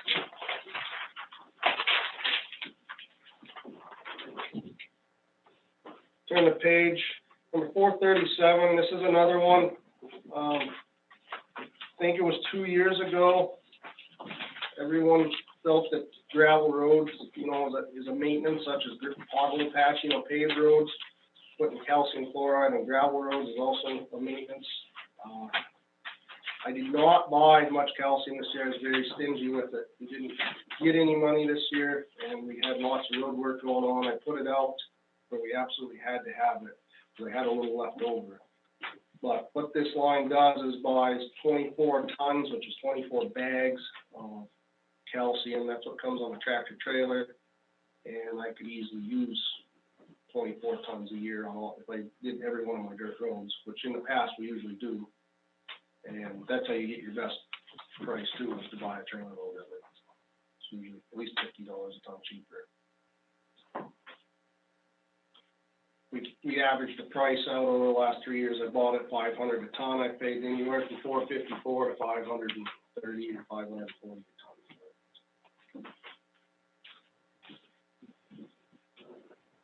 438 coal patch. They decreased it by half. I know that's a small number. The whole number is small. It was only 5,000 to start with. I cut it in half. I'd expect to be able to cut a little more down. I did that simply because the road bond, we overlaid lots and lots of roads that we did lots and lots of pothole patching on. I know we spent better part of it this year. Yes, we only spent 25 so far. I got to buy a little bit right now, but we didn't do a couple of bad roads such as River Road or Kobe Road until fall, so we patched them all summer. We'll patch them next year, hopefully. So, but there'll be other roads. We didn't get every road in town, so.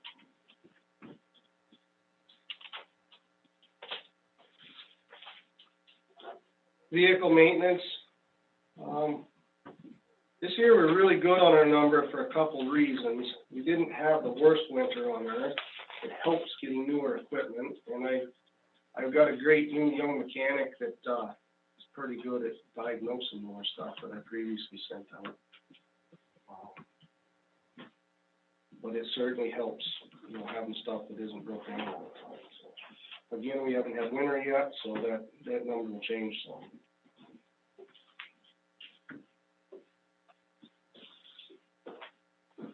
$440A is a new line we're proposing.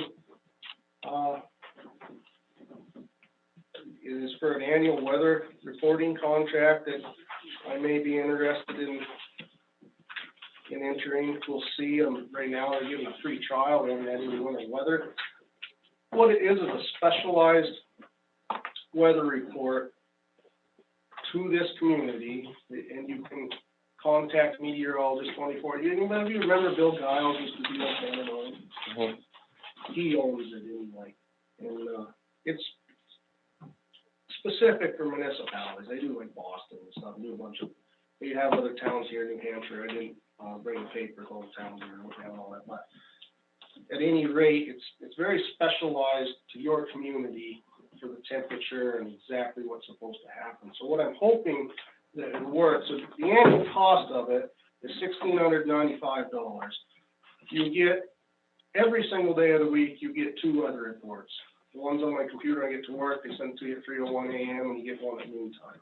When there's an event, you get updates every time something changes. Sometimes, I got a pile of them that day. We got that inch of snow, and they called me, told me what they thought could expect, and I called them just to try the service out, and the phone rang once, and the meteorologist picked up.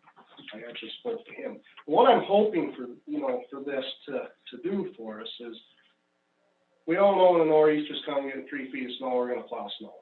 Don't really need the weather service to tell us that. It's when the storm is ending, and everybody says that it's over, there could be a spot snow shower in the southern part of the state. Well, when I send everybody out, and I have the feeling everyone else says that it's good, I send them out to treat the road, and that spot snow shower hits Weare. Well, that's $5,000 just in salt that I put out, we're gonna do it again. And that happens usually once or twice a year, you know, a squall comes through. I'm hoping that we get a good feel, and if that saves me one time, just salt is $5,000 roughly. Put out about 100 tons every round of salt, we pay $50 a ton, so. Never mind overtime and sand, I didn't get into all that. I thought that was enough to pay for it. And, it's a year-round service, so, maybe it'll be able to help Bob as emergency management director if a big flood or terrible storm is gonna come through to prepare, you know, Mother's Day floods years back there. May have been something handy. So that's, at any rate, what that line is for.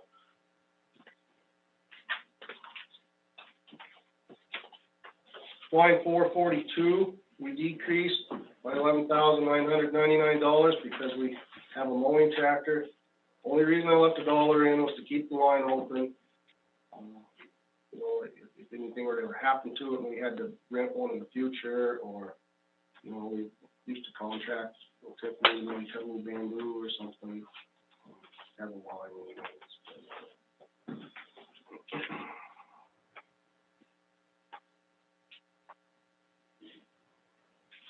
443, highway uniforms, went down a little bit, contract, I guess. 444, cell phones, went down $142. 445 is a new, we got a new quote for this year, so we entered in a, I don't know if you want to call it contract, but an agreement with a company to start spraying our knotweed. We have terrible knotweed. You guys may know there's bamboo in this town. I no sooner, literally it was 2 days after I come to the selectmen, we picked a company to spray, I got a call from the state. They said, you have a bad knotweed problem in your town. It's law, you have to do something. I said, well, just so happens. And we've done that. So they were happy. You have to maintain it. So I grew up out west, and you have what they call knotweed, the same exact thing.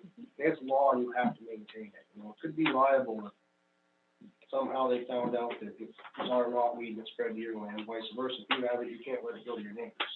So we're spraying the road right of way with a chemical. The company does all of the permitting, I don't have to do nothing but pay them again, make sure they're doing their work. We created a map in the very beginning of where it was, and they're gonna keep it updated, color coordinated and everything. They do it with Goffstown. They've done it for a number of years and do a great job. So that number is the quote for the upcoming year to do 2 sprayings, one in the spring, one in the fall. I just want to say, I noticed that, and I was very impressed, because that stuff is very, very hard to get rid of. It is. I'm driving along and I said, oh my God, all that stuff is dead. Yes. It's amazing. It does. It was a conversation for many years, and nobody wanted to start spraying out here. And I went to a few meetings and said, and even talking to people, you have to. You know, I grew up where the user decides it's not as dangerous as everybody thinks. The professional chemicals will attack a specific plant. And so I hired a company that's licensed, they do all the permitting, because New Hampshire, it's there. You have to tell them every spot where it is, and the state looks into it and sees if there's a well and how far the well is. And it's a big to do. So I'd like to stick with that company too, because they've already done all that work. It took 8 months for the state to get back with permits first time. So started this process a while back.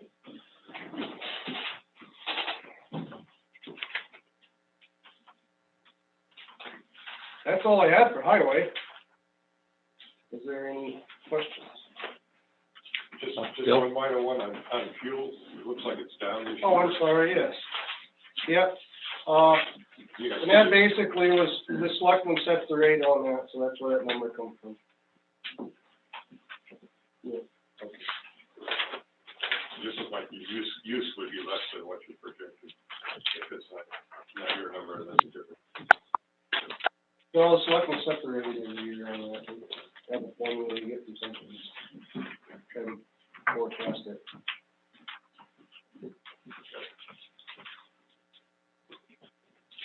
Simple, right? Okay. You know, everything in my highway budget revolves around the winter. It's kind of a middle of the line budget. It's not worst case scenario, it's not best case scenario. We put out a lot of salt and sand last year. We had a lot of ice events, but it wasn't a hard winter. Okay. So not gonna burn as much fuel. You're not gonna have as much overtime. We're due for one eventually, unfortunately. So Benji, if I could, you know, in the essence of time, and then if no one's opposed, if you want to run through the smaller stuff just really quick, I don't know that people want to stop and talk about $30 or $50, but, Yeah. And is that the consensus? Yep. Yeah, so if you want to run through it quicker, I mean, I'm, like most folks, interested in the big items. Yep. And even the stuff that's gone down, that's you know, the most interesting. Was everyone good with the highway portion? You know, really I had those 2 lines that are just, they're kind of new lines, just trying to get on board with making realistic numbers. Other than that, I think we did pretty good with increasing the budget. So we'll move on to transfer station then. The only line above, I don't know if you guys have the black line, but the only line in the payroll section I'd like to talk about just for a second would be the transfer station part-time wages. And we're just looking to increase them to cover the vacations up there. And the public has requested to try staying open at night in the summer. It was a big Facebook thing, and I hate that with a purple passion. They, Staying up late, or the? Yeah, I was hoping the internet would go away, but I guess it's not going to. So, at any rate, the selectmen had even asked if we would look into doing a night shift. And my foreman was gracious enough to say, yeah, we'll try it, because I kind of was against it. We're open more than any other transfer station other than Goffstown, and there's tons of people that pick up trash. But we did it anyway. It got good review, and I've been asked to try it between May and September, October-ish next year. So this would cover 156 hours of nights. Because what we're trying to do is not have overtime due to that. And I have to have 2 guys transfer station all the time. We should have more than that, as busy as that place is, but we have to have 2 people, and especially at nighttime, you have to have 2 people. So when they do the nights, one person will just come in late that day, because there's people at the highway if someone needed help up there, but in at nighttime. So the other person could go, they came in on regular time, could go home at regular time, and the other person could stay late. I could have a part-time up there for those 4 hours. They stayed up 3 hours. They stayed up there till 7, I guess. So we're open till 4:30, so 2.5 hours. Really Tuesdays what we did this year. So, you know, in comparison, a couple other surrounding towns that are a quarter or less of our population that have $90,000 of part-time help. And I just can never give them 2 guys. I've had both of them positions up there. I worked up there myself. Just never give them enough kudos for the amount of work they do, the efficiency of the place. They do a lot. We don't co-mingle recycle. We bale stuff, and we do it with 2 employees. Now 10,000 people. We're open almost 40 hours. That's amazing. So we are having harder and harder time covering out of the highway because we, you know, paving projects and stuff. If someone's sick and out, I sometimes can't send someone. Vacations, I have lots of guys going to summer highway, so we need a part-time or at least cover those efforts. Moving on to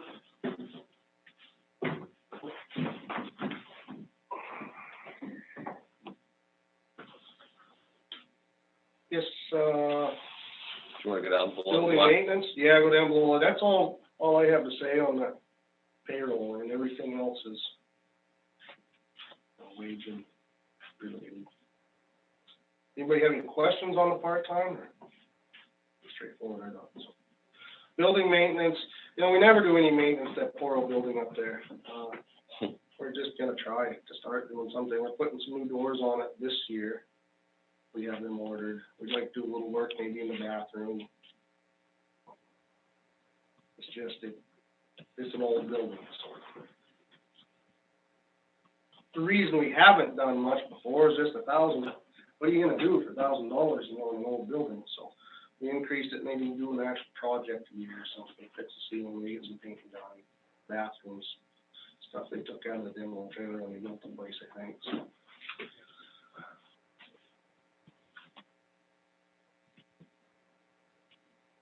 Going down to, starting with 470, most of these are contractual, so the hauling, that's the contract. Wheelabrator, that's not a contract, 472, that is, where we haul our trash, incinerator. There's always an increase, and they won't give you the increase, actual number until the end of December, so I just gotta guess. Last year, there was a 2% increase. We went with that.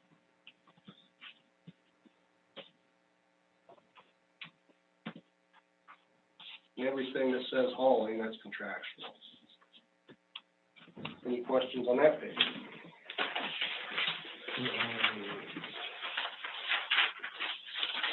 I don't see any questions. Angie can answer. Question, this is Nicole. Go ahead, Nicole. What's going on with plastic recycling and how does that affect the budget? Sure. So right now, we're still trying to find a market for all of the plastic. That's very tough. The plastic's in the dumps right now because petroleum is low. We all pay low prices at the fuel pump, and that's what plastic's going out. So anytime fuel prices are low, your recyclable plastics are low. So we quit bailing when COVID kind of hit, trying to limit that contact. And we've been talking about going back here very shortly, but it's very hard to get rid of most of the plastics. As a matter of fact, it costs to get rid of most of the plastics.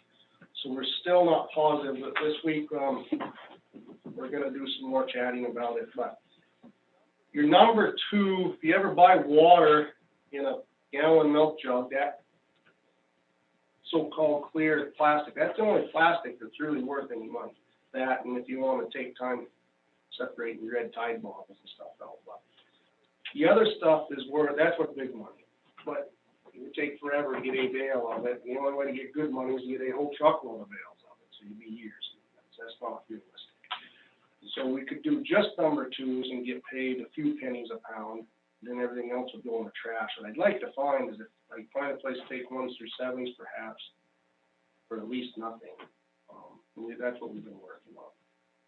But we haven't started yet because your number ones, which is your soda bottle, what was that one? My water bottle like this. That's what the number one is. They used to always be worth money. It doesn't have anything right now. So it's a very tough market. How will it affect the budget? Would be if we decided to do 1s through 7s, we paid to get rid of them. I would never pay more to get rid of recyclables than what it would cost to pay to get rid of them in the trash. We paid to get rid of paper for a long time, but it was less than what it cost all trash, so it's still cheaper the taxpayer. But so that's how it would affect the budget, I guess, to try to answer your question. That help? Thank you. I just confused you. Nope, perfect, thanks. We're working on it. I desperately want to get back to bailing some plastics. And your 1s and 2s are always the only thing that ever has been. So when you see towns that say that they're recycling everything, just FYI, when we throw the 3s and 5s and stuff in the trash, they at least go to Wheelabrator and get burnt, go away, and start to make power. When you places send their cold mingled and send all their recyclables, they only recycle 1s, 2s, and 7s. The 3s and 5s go to the landfill, so they're getting thrown away and they're not even getting burnt. So it's not like that we're doing that much better than Weare. Can I ask a question on 484A? 484. Is it So brush chipping, Yep. that's a new line? Yep. Can you just maybe talk what that is? Yep. I think I know what it is, but.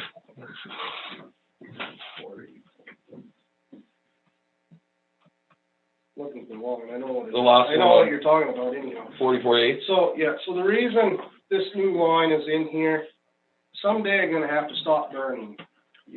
We've already had to, as you probably noticed, we take things to the transfer station, and only throw brush away. And we used to burn pallets, clean lumber. We can't burn any of that anymore. It can only be brush. And, because the ash is a problem. Someday that's gonna be an environmental hazard according to somebody who makes more money than me. So we're trying to be proactive in getting a program set up so when the state says, you ain't chipping no more, or you're not burning no more, we have an outlet to do that. And what this price, where I come up with this price was, we simply called,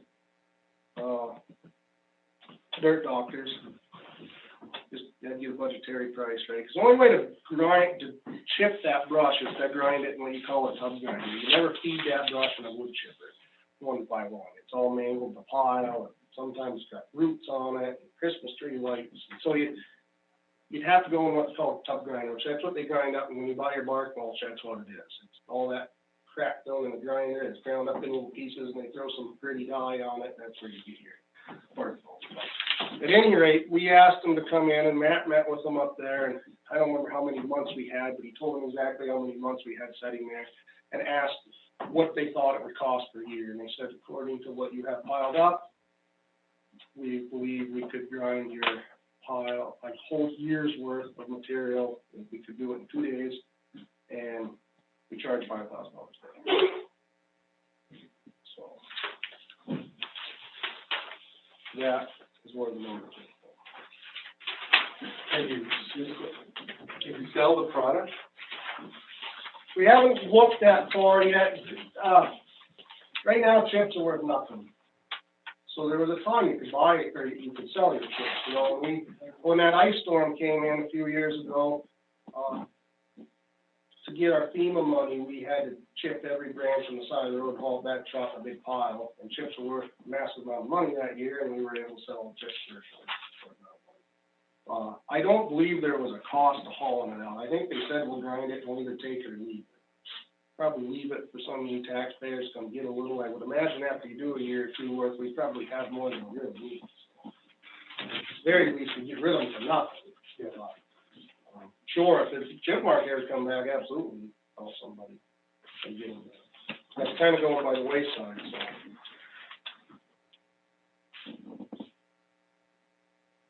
Is there anything else on transfer stations?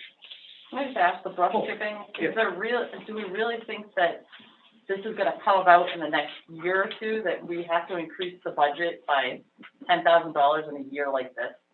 I don't have a forecasted time, though, to answer your question. The problem is, I guess, they were to come in February, you'd be asking for 20 grand next year. But no, it's just something trying to be proactive on. They're getting tighter and tighter on the whole burning thing. We take in lots of material up there, so. So follow-up question, and pun intended, when the smoke is fire, like you're obviously hearing or seeing something, I think, like what are you hearing? Like, are you talking to other towns or other states? I mean. So lots of other towns grind their brush. Meredith, I think, bought their own tub grinder there in $200,000-300,000. So they're seeing. So that's silly for 2 days, you know. That this isn't. So you know, you go in our meetings and stuff, and they're telling you you're not going to be able to burn forever. We probably can burn all this year. To answer your question, you know, no, I'm not seeing it's going to quit in January, and they're going to tell us no. We're just trying to be proactive. And we're trying to be proactive. It's a good that question. We're trying to keep the budget reasonable because taxpayers are hurting. Yep.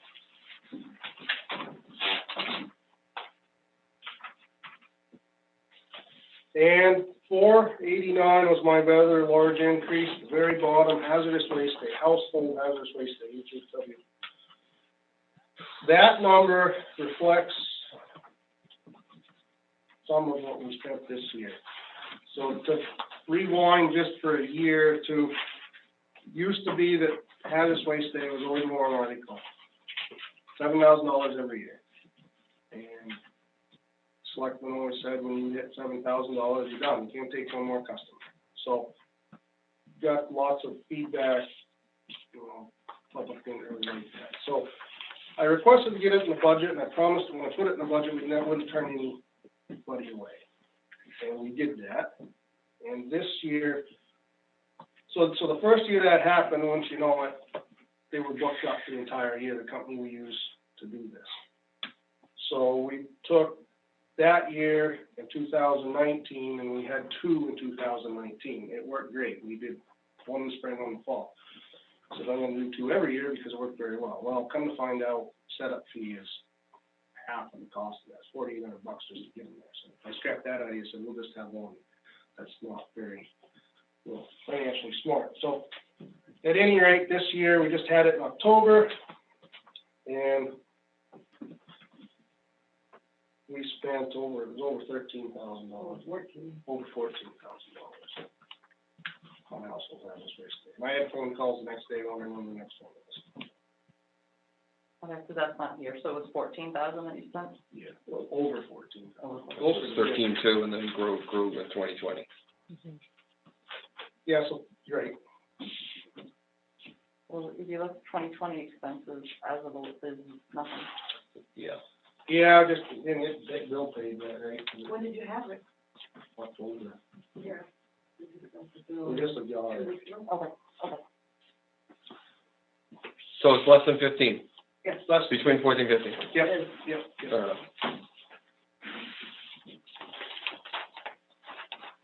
And that's one of them things I'm just taking from what, it's certainly, the taxpayers obviously want that, and they wouldn't bother bringing the stuff in. People are very concerned about that. What do I do with this? So. And we take probably more into our facility on an everyday basis than most transfer stations. I know our transfer station household hazardous waste, they take, fluorescent light bulbs and smoke detectors and all that, but we take them every day. This is just antifreeze and oil-based paints and pesticides. So, that is all for transfer station. I'll take 2 seconds of sewer and water if you want. Super exciting. Yeah. Yeah, go right in. The water, there was no changes. And sewer, there isn't really much to talk about. I would like to, first say, although they are taxpayers that are using this, it's not tax-based. If you don't use the town sewer, you're not paying for it. We spend only what it takes to operate that place, and at the end of the year, Beth takes a bill and splits it down amongst all the users, and everybody gets an equal bill for it.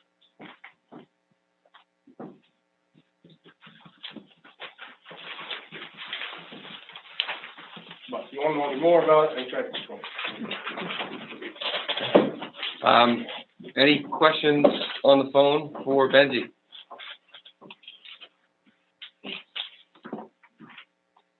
Looks like there's no questions. Thank you very much, Benji. Thanks, guys.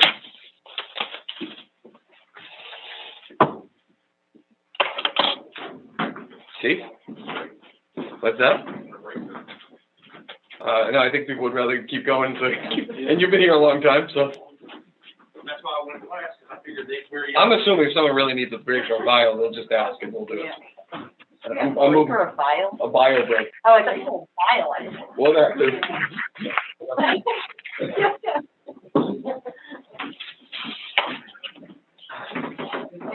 You're welcome. What changing around is what I emailed to everybody. Okay, so for the folks on the phone, Chief is handing out the flyer that was in an email that we all received. Budget.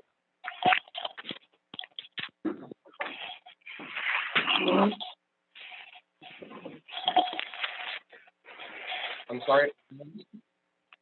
That's okay. That's fine.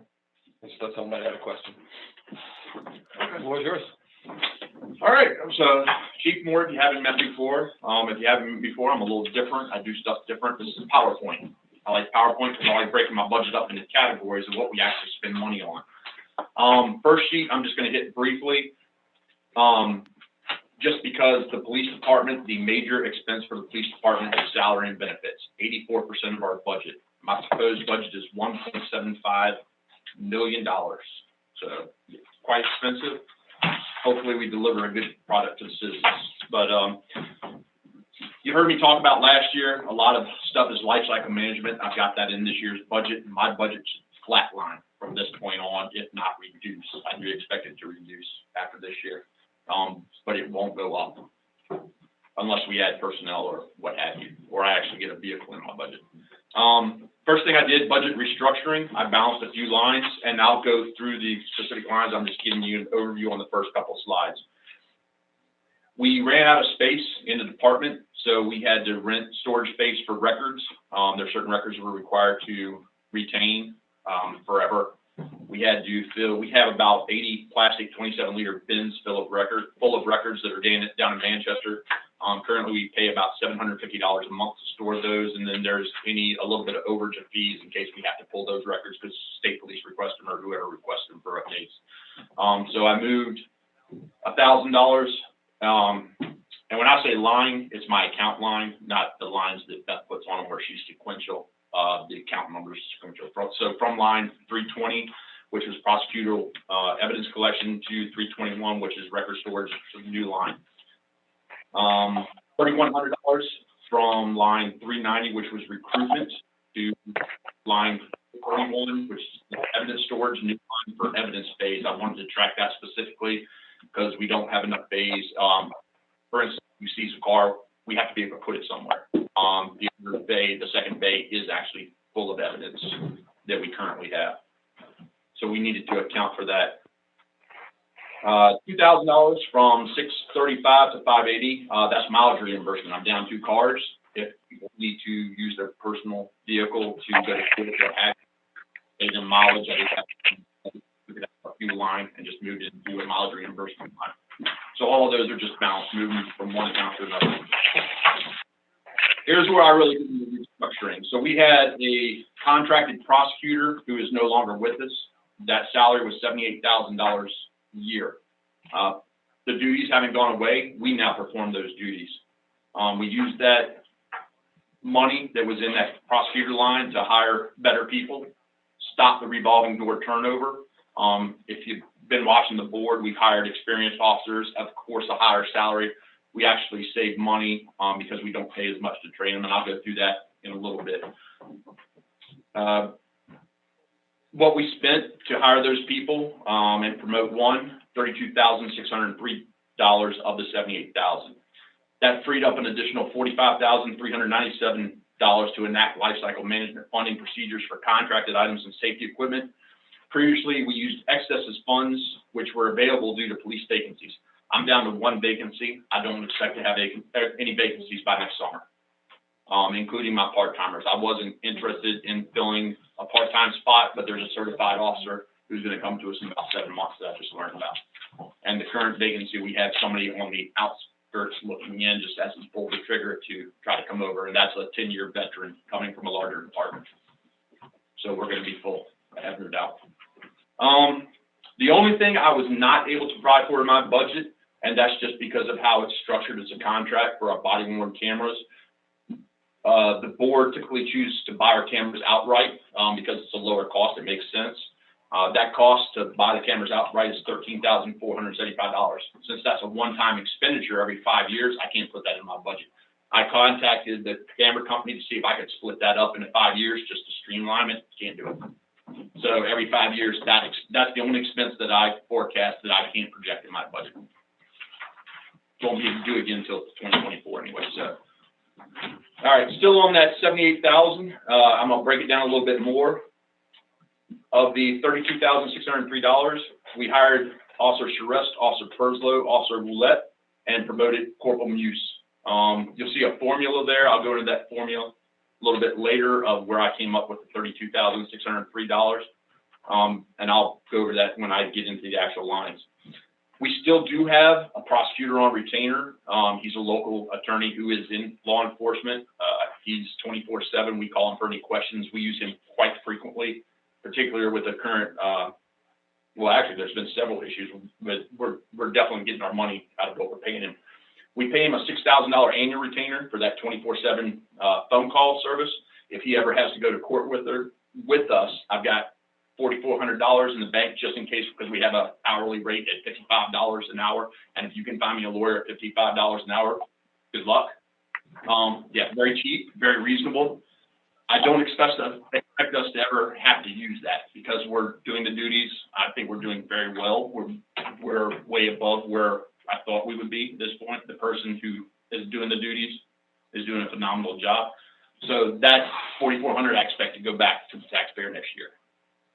Just to let you know. Increased line 610, $10,600, and that's for patrol PC. We have to get one of those a year. It's got a 5-year life cycle. About $6,000. Weapons transition, that's not in our budget. These are good for about 7 years before we have to go to a new weapon system. We're looking at a new weapon system. It's going to be a Sig Sauer. It hasn't come out. Supposed to come summer next year. We're going to see if it actually does. But I've got 2 of those a year, which will keep me in that 7-year life cycle. A ballistic bunker, which is the big heavy duty bunker in case we ever need it. Those are $3,000 a year. We have to put one of those in each patrol car. They also, anything ballistic has a 5-year life cycle before it expires. 5 cars, 1 a year. Make sense? Taser contract. I got the taser contract in the budget. Currently, we only have 4 tasers on contract. Taser provides, I believe it was $10 million of liability coverage should the taser malfunction if it's under contract. So we have 8 tasers that are not under contract where the town would be liable. Yep. Yeah, I said the same thing, but I found that out. So once the budget's approved, I'll contract the other 8 tasers. So we then have 12, which will be under contract. The cost for that would be $4,024 a year. And we just have 2 contracts running because both of them are 5-year contracts. Taser equipment, which is separate from the contract. We added this line 612 because we have to buy batteries. The batteries are good about a year each. And then cartridges, we're required to qualify what them means when we have to shoot cartridges. So we're buying 38 cartridges a year. But that came out to $2,306. Body worn camera. That previously wasn't in my budget. We had to add $4,968 to line 615 to give us enough, which was 67 contract, and that'll give us enough to pay the body worn camera contract out of our budget. The 8, which was in line 615, I just moved to line 617, and that's what we use to purchase equipment since we buy our equipment. If anything breaks, we have to buy it. Axon doesn't replace it for us.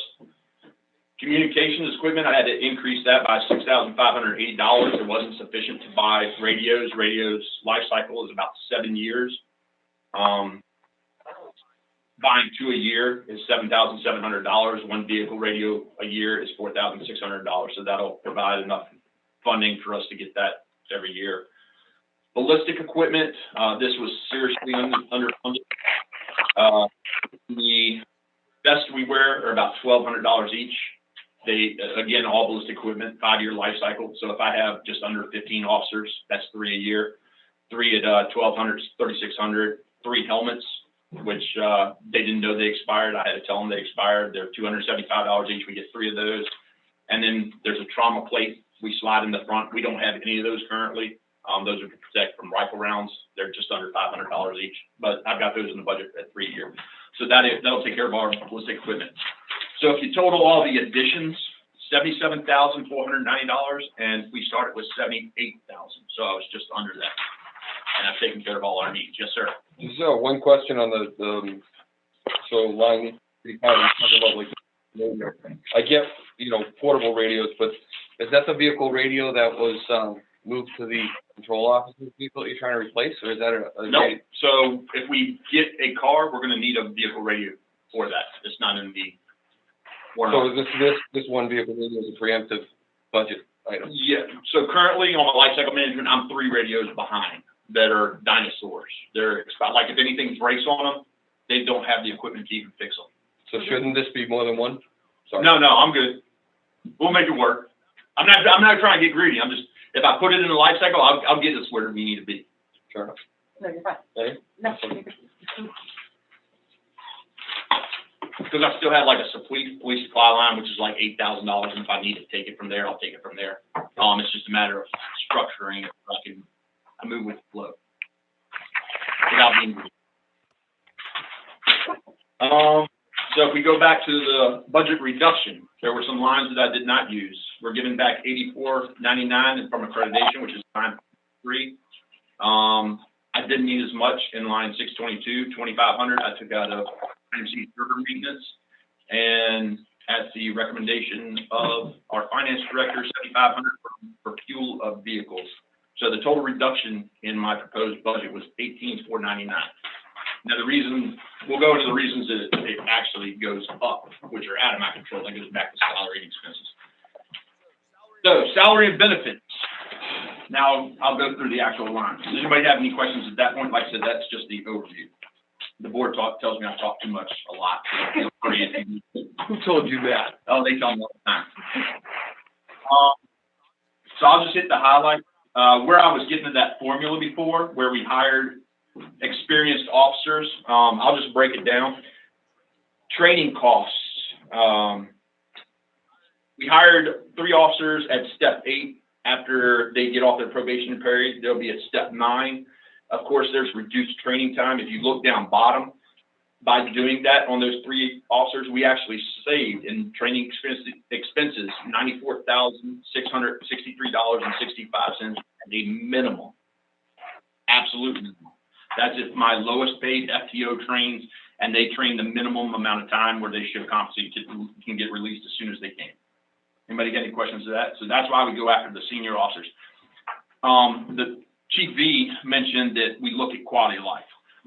The reason we look at the experienced officers, and the board has done a great job recognizing this and supporting this. Since I've been here, just since June of 2019, we've lost 5 officers. I've been able to replace those 5, but we've got people who aren't looking to leave.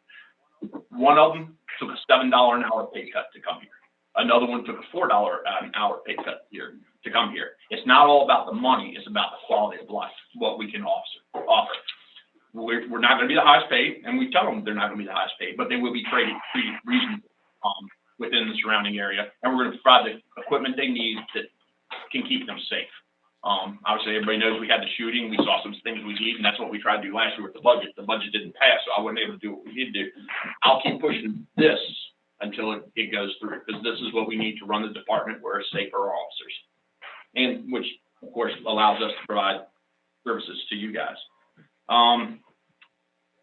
The 18,367 on line 113, that's a direct result of promoting use, hiring those 3 officers in step 8 over a step 9. There's also another cost, which is, if you look at I had to find it. You've got that 83,207, line 113, and proposed versus approved. Subtract that about what was approved in the CBA, which was 56,847, you get 26,360. Subtract the 26,360 from the 8,376, that leaves you with 79,84. I claim that 79,84 started at $32,000. Just to let you know, it's kind of hidden. You don't see it, but I'm still claiming it as part of that prosecutor salary where we adjust people's salary. The other place where I claim it is down in line, or account 231, that's 6243. That's a result of us hiring people in. So I accounted for that expenditure as well from once we got rid of the prosecutor.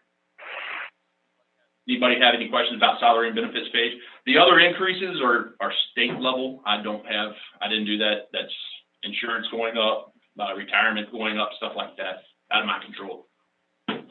Tom, question? This is Neil. Yeah, of course. Thank you, Tom. Good evening, Chief. Question, are there any contract renewals, labor contracts that the police department is going to have this year? No, sir. You're talking about the collective bargaining agreement? Yes. No, that was first year. We're in year two. Oh, April 1st started the first year. So, yeah, we got 3 years before we have to go into that again. Thank you. Thank you, Tom.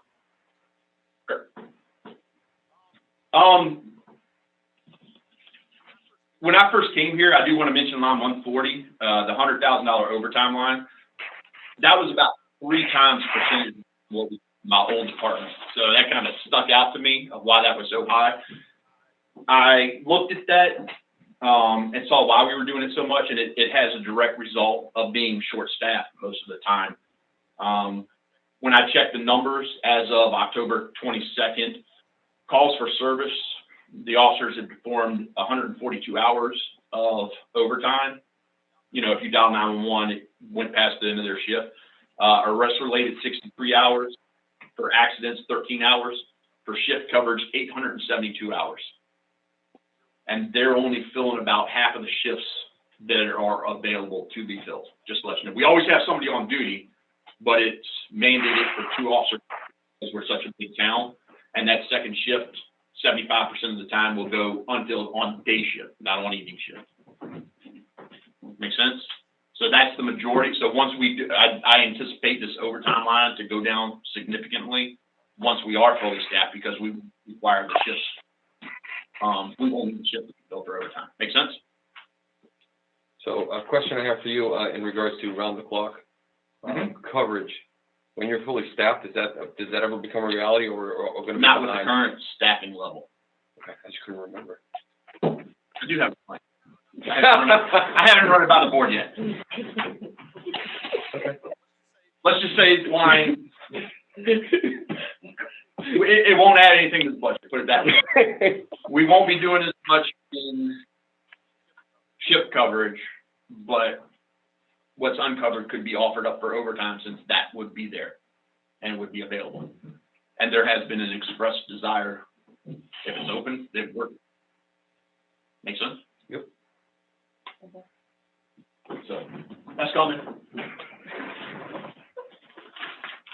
Okay, next page on contracts. So obviously we contract for a lot of stuff. As you can see, line 613, I mentioned I got the tasers into my actual budget. Line 615, I got the body-worn cameras into my budget. I reduced the contract for IMC server maintenance because we just weren't paying $9,200. We were paying just under $6,700. The rest is all standard. Does anybody have any questions on anything on that line? I'll give you a second. Yeah, I was just going to ask if you could. Thank you.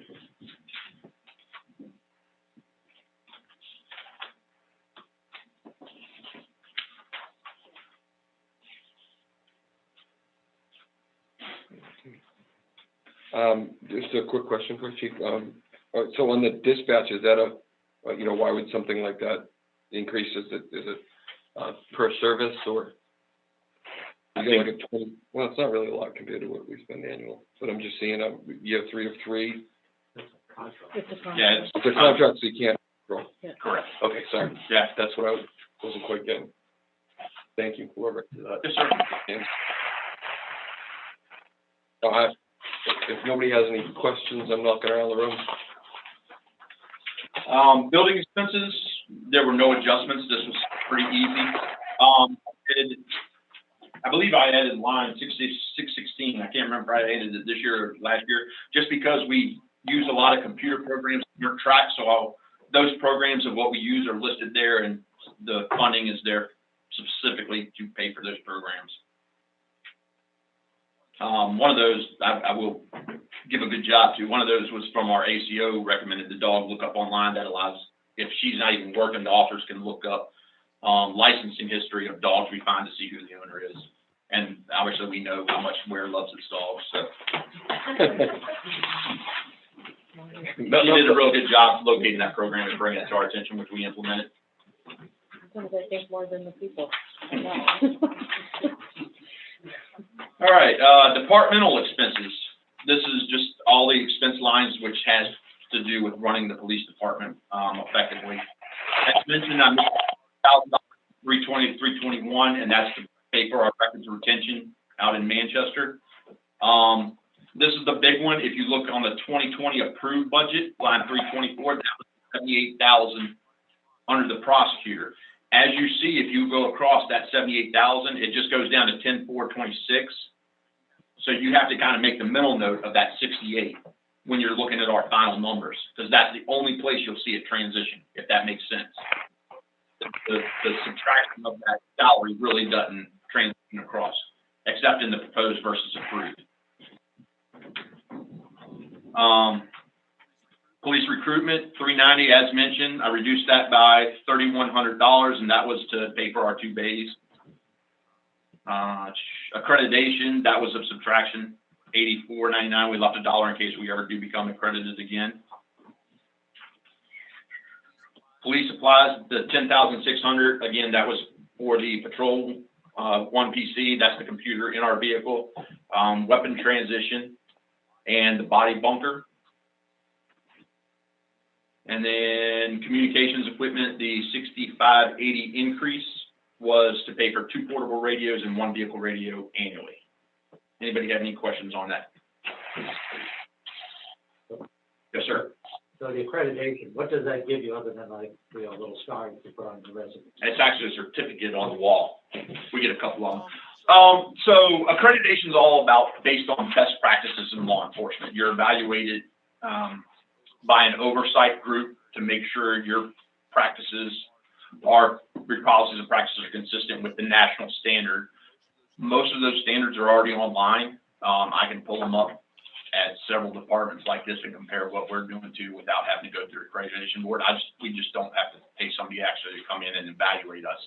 It's very expensive to become accredited. We were the smallest department in New Hampshire when we were accredited. My old department was a department of 770 people. We had 3 people dedicated to accreditation, and they were accredited at the same level as here. Same workload. Didn't matter if it was 15 or 770. It's the number of standards. We had the same number of standards there we had here.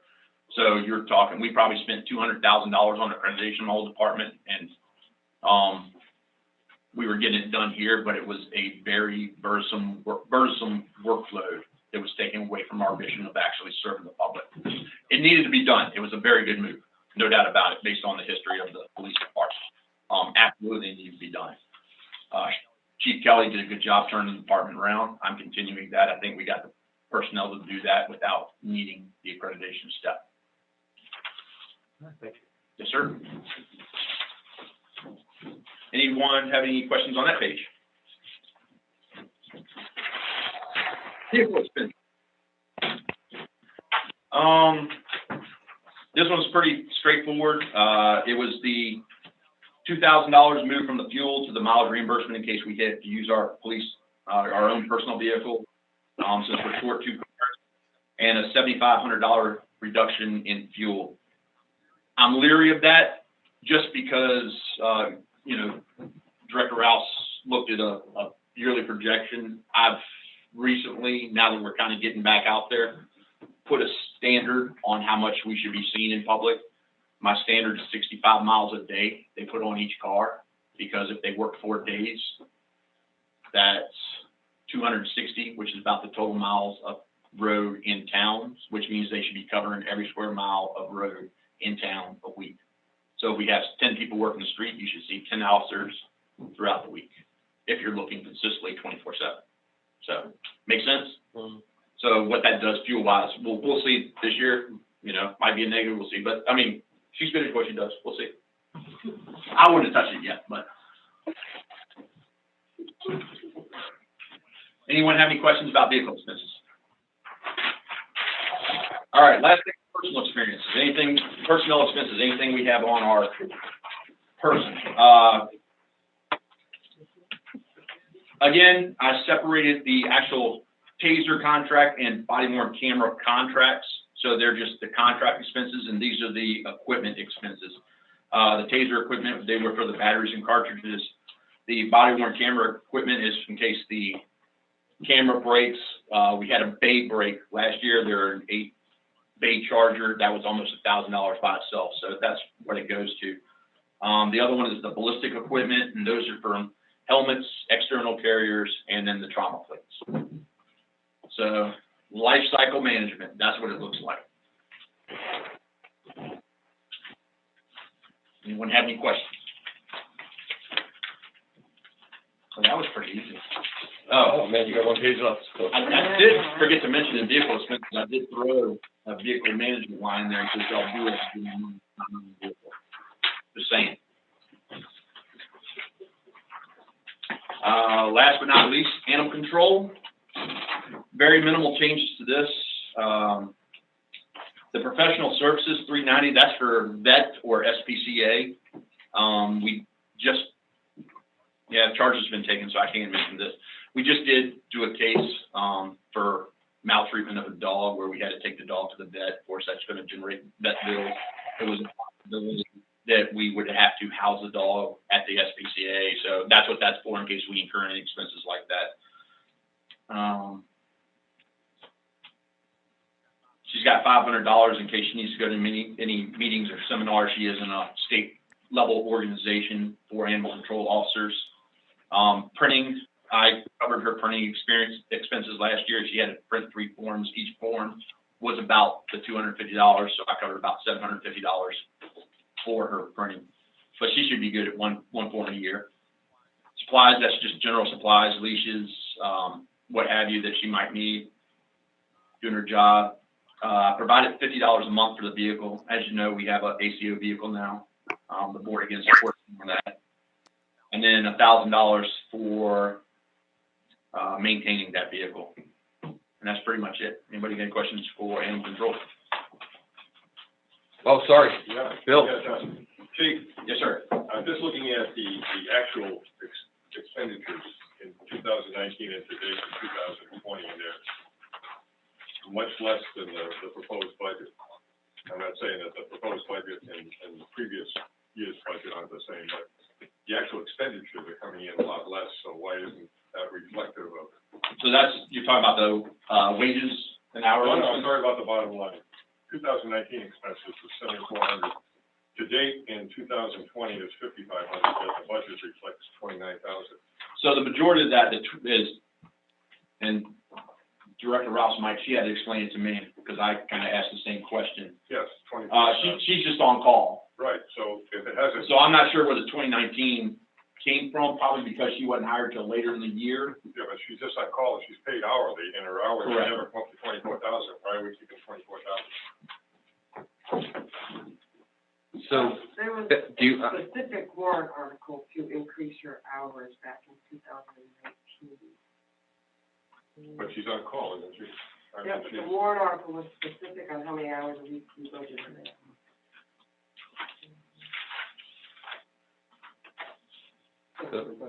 Beth's looking something up for our remote people. Okay, that's for, or maybe a question not for the chief, but more for the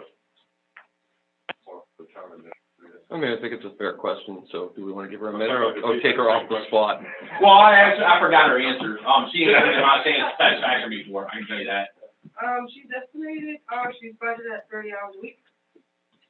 But she never does it. No. So, I wouldn't say she never does that. well, She wouldn't do it consistently. But not consistently, so Right. therefore, do the selectmen have the leverage to bring that number down? They do. How long has she been working with us? Since I've been here, she was just after me, so probably July or August of 2019. And I wouldn't oppose training at all.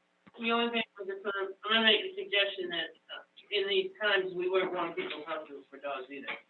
So, That lasts about kind of back on. 2 or 3 months. We are now. Right, but we didn't at the beginning. Correct, yes. But we're still talking less than half of what the proposed budget.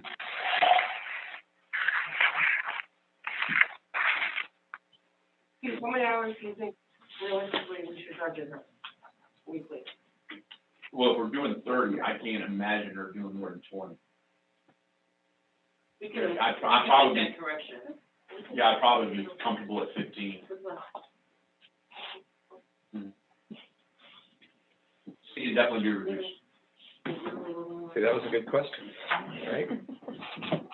Absolutely. That's a good answer. Even better. Is there any other questions? Yes. Right ahead. Uh-oh. Caller, you're on the air. I have a Rachel, general have a general question. This is Nicole. And no disrespect with my question. As a former deputy prosecuting attorney for another state, my question is, what kind of tasks are you giving to your non-attorney folks? Do you know what I mean? Like, I'm just curious what, you know what I mean? So the prosecutor duties are filled as an ancillary position by one of our officers. Our police training and standards council offer 2 courses to help prepare her for that role. Because of COVID, she hasn't been able to go to that training because they haven't offered it. So she actually reached out. She actually used to work with the prosecutor's office in Portsmouth, New Hampshire, where she was originally from. So she had resources there, and as well as through training, she's met other resources and was able to get enough on-the-job training to perform the functions, and she's doing phenomenal at it. Essentially, the prosecutor at the police department level is responsible for all misdemeanors. The county attorney is responsible for all felonies. Got it. Thank you. So, yep, we have the responsibility for prosecuting all misdemeanors, and I don't know if you're aware they do pretrial here, which is kind of crazy to me, but if you get charged with something, you can negotiate your fines and penalties with the prosecutor for misdemeanors, and yeah, it's a little weird, but that's what she does. Thank you. Yes, ma'am. Any other questions for the chief? I guess, how long has she been doing it instead of the prosecutor? November 1st was the prosecutor's last day. She's been doing it since September 1st, I believe, right around there. And that's a long enough time to know that she's good for a whole year? What do you mean she's good for a whole Like, year? just that with COVID, maybe things are a little differently than they would be in normal times. Mm-hmm. And that she would be able to handle like the workload and the responsibilities. Yes. I make it very clear this is an ancillary duty. Her primary duty is still patrol. The only time where her prosecutor duties come first is if she's in court, at which time we have another officer on the street. So it's not like she would be the only officer available to do that. The big difference between COVID times and non-COVID times, everything's remote. So when she's testifying, she's in front of the camera in her office at work, testifying in front of the judge, but she's currently handling cases. Me personally, where I come from, the officers handle all their own cases. We prosecute our own, so I had over 1,000 arrests in my first 6 years, so I've got a lot of experience in that. Very different from up here, but I have a good base of experience and some of the stuff I've seen her identify and take corrective action on because it wasn't being done correctly. Phenomenal. Wouldn't come back to us because the prosecutor was a third-party contractor, but there was some stuff that was questionable. I'll just leave it at that, which she identified and took immediate action on to fix. Excellent work. Should we be concerned you're used to arresting 3 people a day on average? No, it was a lot easier there, just to say that. Not seeing any other questions? Last chance? Thank you very much, Chief. Appreciate it as always. Sure, thank you. So we're going to just go back in order here. Back to subcommittee reports. If there's anything to report, we have it in order as town first. So for town subcommittee, where's my list? Can never remember. So Tom, James, Rachel, or Dennis, anything that you guys want to report on the town or share at this point? James, go ahead, do you have anything? There wasn't really anything to discuss other than what's already been presented here again, so. Yeah, I just didn't want to assume. Here anyways, because what it was is just the other budgets, other than the 3 main ones, so you're gonna hear them all anyways. Yep.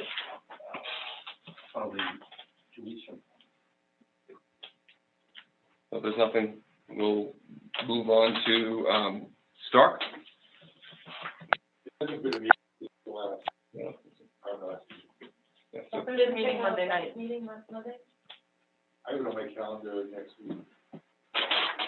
That was this Monday night. I didn't get it, I was gonna tune in, but I didn't get a It chance. was, I think. it was. December 7th, wasn't it? Stark is meeting Wednesday, 9 December, That's next week. Next Wednesday. next Wednesday, Stark. Mr. Chairman? Neil? Yes. Comment, I'm on Stark Committee. Nothing's changed in from Stark's budgeting perspective since the last report. The next meeting of the committee that will deal with the budget is, as someone said, next December 9th, next Wednesday. It's a basic increase of, let's see, I think it was 8%. And most of that was due to the minimum or the maximum rate of 7.3% increase in healthcare and a 3% increase in retirement contributions.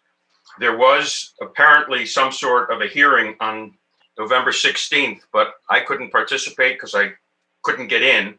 It was held, I think, in the gym. It was supposed to be available remotely, but I was unable to attend. Thank you. Thank you. Does anybody else have knowledge of November 16th? Because I would be interested in knowing what that. I pulled the minutes. This is Nicole. I have the draft minutes because I was not able to attend. So my question is this something that, since we're now sending around emails, that would it be helpful for like me or whoever to send around an email of the draft minutes from other committees? Bill's gonna chime in here. I just go to the SAU website. When you go there, you can go to John Stark or Weare School District, and then you click on that, and then it gives budget info. And any updates are there. Like for John Stark, it does have their proposed budget from sometime in November, which Neil may have already been talking about, I don't know. And it has about 30-some pages in there, and anybody can look at it or print it out. And the same for Weare School and any updates.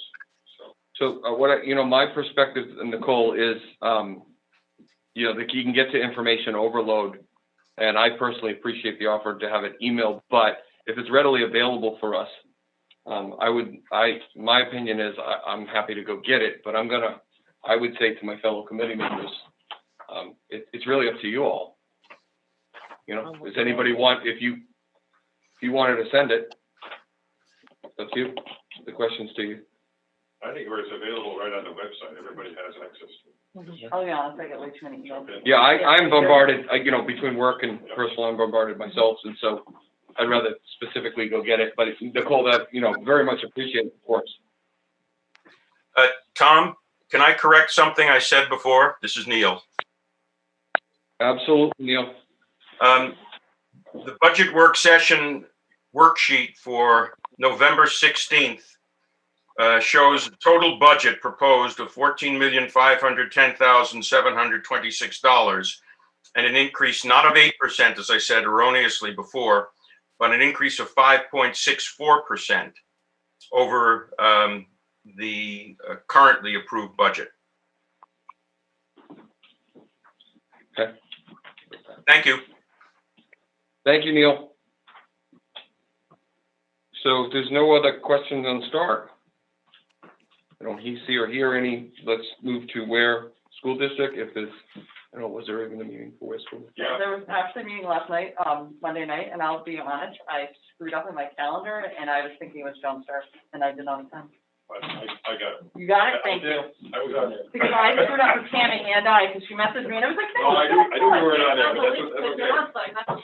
Yeah. Yeah, I can tell you what they did. There was their budget workshop, 30 November. The previous proposed was 16.99 million, which was an 8+% increase. What they did, came into the budget workshop with, the SAU had dropped that to 16.7 million. The decrease was primarily due to some of the supplemental funding they got from the state this year. They started looking ahead and taking stuff out and buying now in order to bring that number down to the 16.7. So the current proposed budget for Weare School District is an increase of $967,000 or 6.1% increase. But I want to, where the major increases come from, as Neil referred to at start, 406,000 of that 967,000 comes from the increase in contributions to retirement, which is 170,000 to the state pension systems, and another 236,000 for the maximum healthcare increase with a GMR of 3%. So 406,000 of the 967 is taken up by those two items.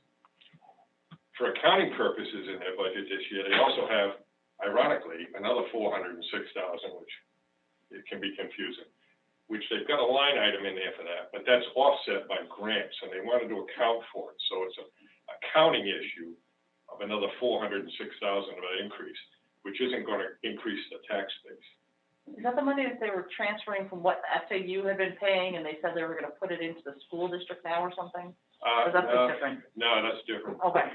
Yeah, it's to account for the grant. Before they would get grant money, it wouldn't show up in the budget, and they just spend it, but they want to show it accounted, so they've got it in the budget, even though they've got the 406,000 that's going to pay for this grant. So it's in and out, but they've got it, so, go ahead. So, I'm sorry, Bill, just to clarify, so I'm following, what you're saying is, out of that 967 you're referring to, there is an offsetting 406,000. Yeah, and I kind of can bring down the 967 by the second 406 I mentioned. Yep. What I expect the SAU to do, because the superintendent did this on the workshop, was she said, really our increase is going to be only 155,000 or a 1% increase, because she's trying to take the first 406,000, do the increase in pensions and healthcare costs, and kind of say, well, that's a given. So we're really only increasing our budget by 155. And another person said, well, you know, the teachers aren't getting any more pay in their pension. It shouldn't be, you know, a big deal. And I said, yeah, but the taxpayer, when he gets to pay his taxes, is paying that. So I won't give him a pass on the first 406. So if you just take the first the second 406 away, the one that's a wash, you really come out to a 3.57% increase, or 561,000 from the current budget. So Hey, Bill, I feel that that's different. What's that? I have a question. So you stated earlier, though, that the administration came in and said that they were going to spend some money out of this year's budget to offset. Is that correct? They got Do you know how much money that is and what it's for? I didn't get into specifics of what it's for. I think they're buying technology, Chromebooks and stuff like that, but I didn't want to get into weeds of line items and line items. I can just tell you that they had two supplements this year, 191 and a 91 thousands that they got, and it's a little complicated on how they can spend it. Yeah. But they're you know, that I don't want to get bogged down on how they spend, except to say that some of that money is being used to reduce the original 8% increase down to 6%.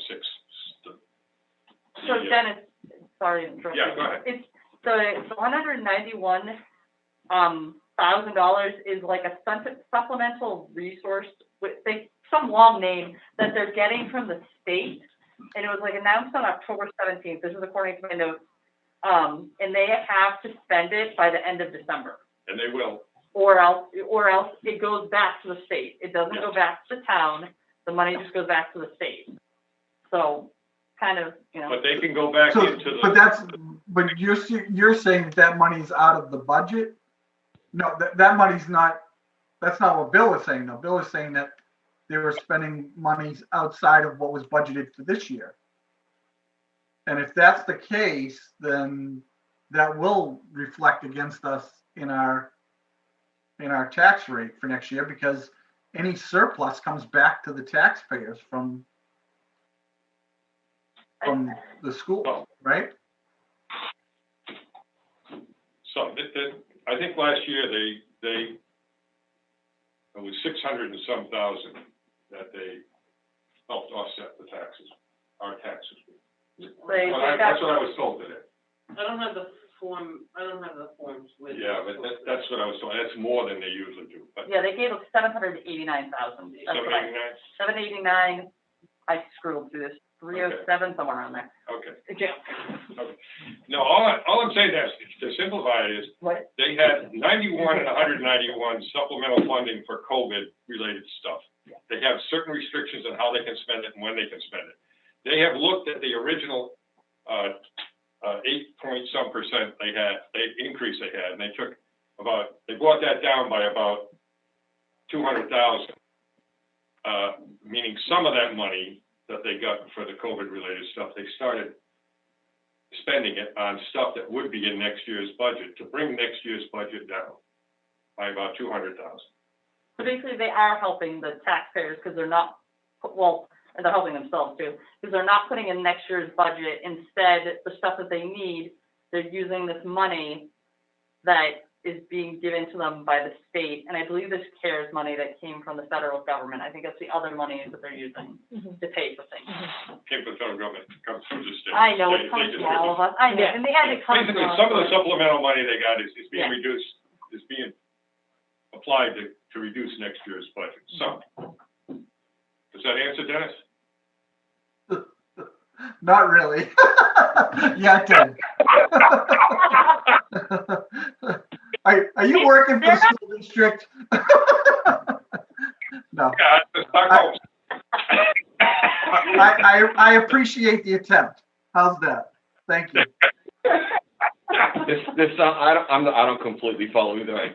So this sounds like a discussion we want to dive into. Let's keep it simple. Let's say right now they're at what I feel is 3.5. They'll say it's 6.1%, but when you start paring it down, they can get it down to 1%. But I won't give them a gimme on that. Yeah. On the pension increases and the health guaranteed maximum health rate, because I'm still going to end up paying that in my taxes. So that they should make sure they're doing everything they can to bring that number down by cuts elsewhere. But right now I'll give them 3.57% and 561,000 over last year's budget. Question, Tom, from Neil. Yeah, Neil, go ahead. Thank you. Bill, are any of the teachers' contracts in Weare up this year? Oh, yeah, I'll get to that. Thank you. Not there yet. Lurking potential problem. We have currently 82 students fewer in our school system than we had the previous October. In fact, if you go back to October of 2016, there were 1,027 students in the Weare Elementary and Weare Middle School. Today is at 876. That's a 13% reduction.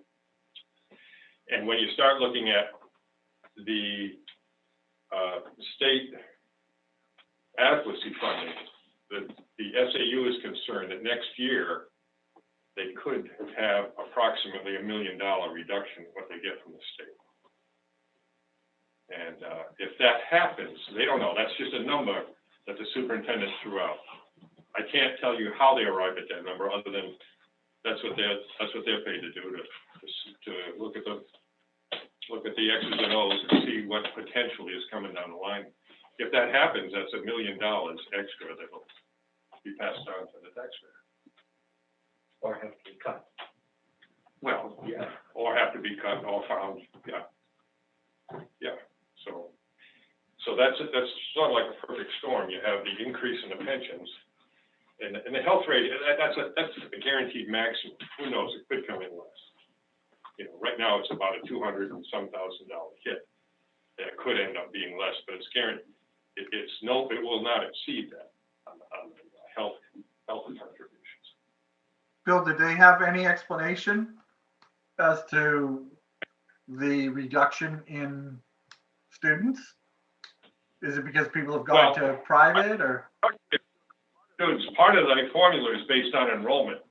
So the number of students is down. And the district's concerned that a lot of those students will end up coming, even though the number is 82 fewer now, and the contribution will be reduced. But when you get to the next school year, those numbers will actually come back in some cases.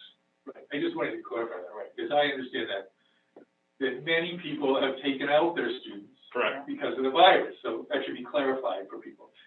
So, right, that's, well, now you are, and so those people, those students, they are anticipated to return. So, but see, you implied though initially that there was a huge drop without a reason. Well, I will go back to 2016 because not all of the drop was due to COVID. Well, yeah, sometimes there are a few students, but in this case, well, over 1,000 down to 808 is quite a drop. And I will say that in response to that there are some people who are homeschooling, and they may be happy to homeschool. They may not come back. It isn't like all 82 are going to come back. We don't know that, right? We don't know. We don't know. So we can't speculate. Either way, we can't speculate that they're all coming back either. Okay. But I mean, if you, just the numbers, like if you put the 82 students back into today, then you have 958 students. So the difference between the two is like 58 students. I mean, that honestly, I mean, it's not from 4 years. Yeah, it's students, but I just don't know if it's because there's, in the elementary school, there's some grades that not enough people had babies. I don't know. They have very small classes, basically. There are some classes, like I think it's second grade, it's a really small class. Does that make up for all of that? No, it probably makes up for like 30 of it though. It's a really small class. Tom Club? Well, I'm just saying that some of this discussion probably be better saved for when the school people are here and can participate in it. Yeah. Yeah. I'm just trying to make sure that we're aware of, like, the $1 million. I didn't come up with that figure. That's from the superintendent. I gotta trust her that maybe that's gonna be a good figure. People should know that. I honestly, I don't trust that because I don't know what the facts are supporting. No offense to you, but Yeah. they're telling you and you're in good faith believing them, but I'd like to hear some information from them before we want to make any sort of decision or debate on it. And I appreciate you sharing it, don't get me wrong. Did they say anything more about how they talked about that the state was talking about doing adequacy based on not this October numbers, but last October numbers? No, the only statement I heard, and that was, well, I say statement, I talked to the business manager up there, I talked to him today, and linked on some of that, even on the million, where did that come from? And he said, well, it's enrollment, and it's the lunch program, you have to sign up for it, they didn't have to sign up, it gets very, Yeah. So there's a number of factors that kind of go into that smorgasbord of $1 million. And they're also hoping that maybe the state will change the formula, but that's all hypothetical. Yeah. I don't want. No, I was just curious if they mentioned it. Yeah. Teacher's contract, they expect there will be a teacher's contract on the ballot. That's about what I can tell you about that, because it hasn't been signed off on, don't know what's in it. There was a comment or two made that they thought it was a good contract, a fair contract, it was give and take, and that's all. I don't know any specifics, time will tell. But there will be a contract on the ballot. That's for teachers. I think next year, I think they put it so that the cycle is off on that, so you don't have the support staff and the teachers in the same year like they had a couple of years ago, when the teacher's contract we're under now was approved. So. Does that sound, I think that's what someone said last year, that is correct, yeah. There's an Yeah, they like offsetting contract. Offset, yeah, they don't like them in the same year. Yeah. But I don't know about Stark. I know. Kindergarten was discussed. However, you will not see it this year. They don't have their act together. And they said it. They said when they do come into that, and they also, the school board is gonna promote that, but they're gonna try to get their act together so that they present a good plan for next year for full day kindergarten.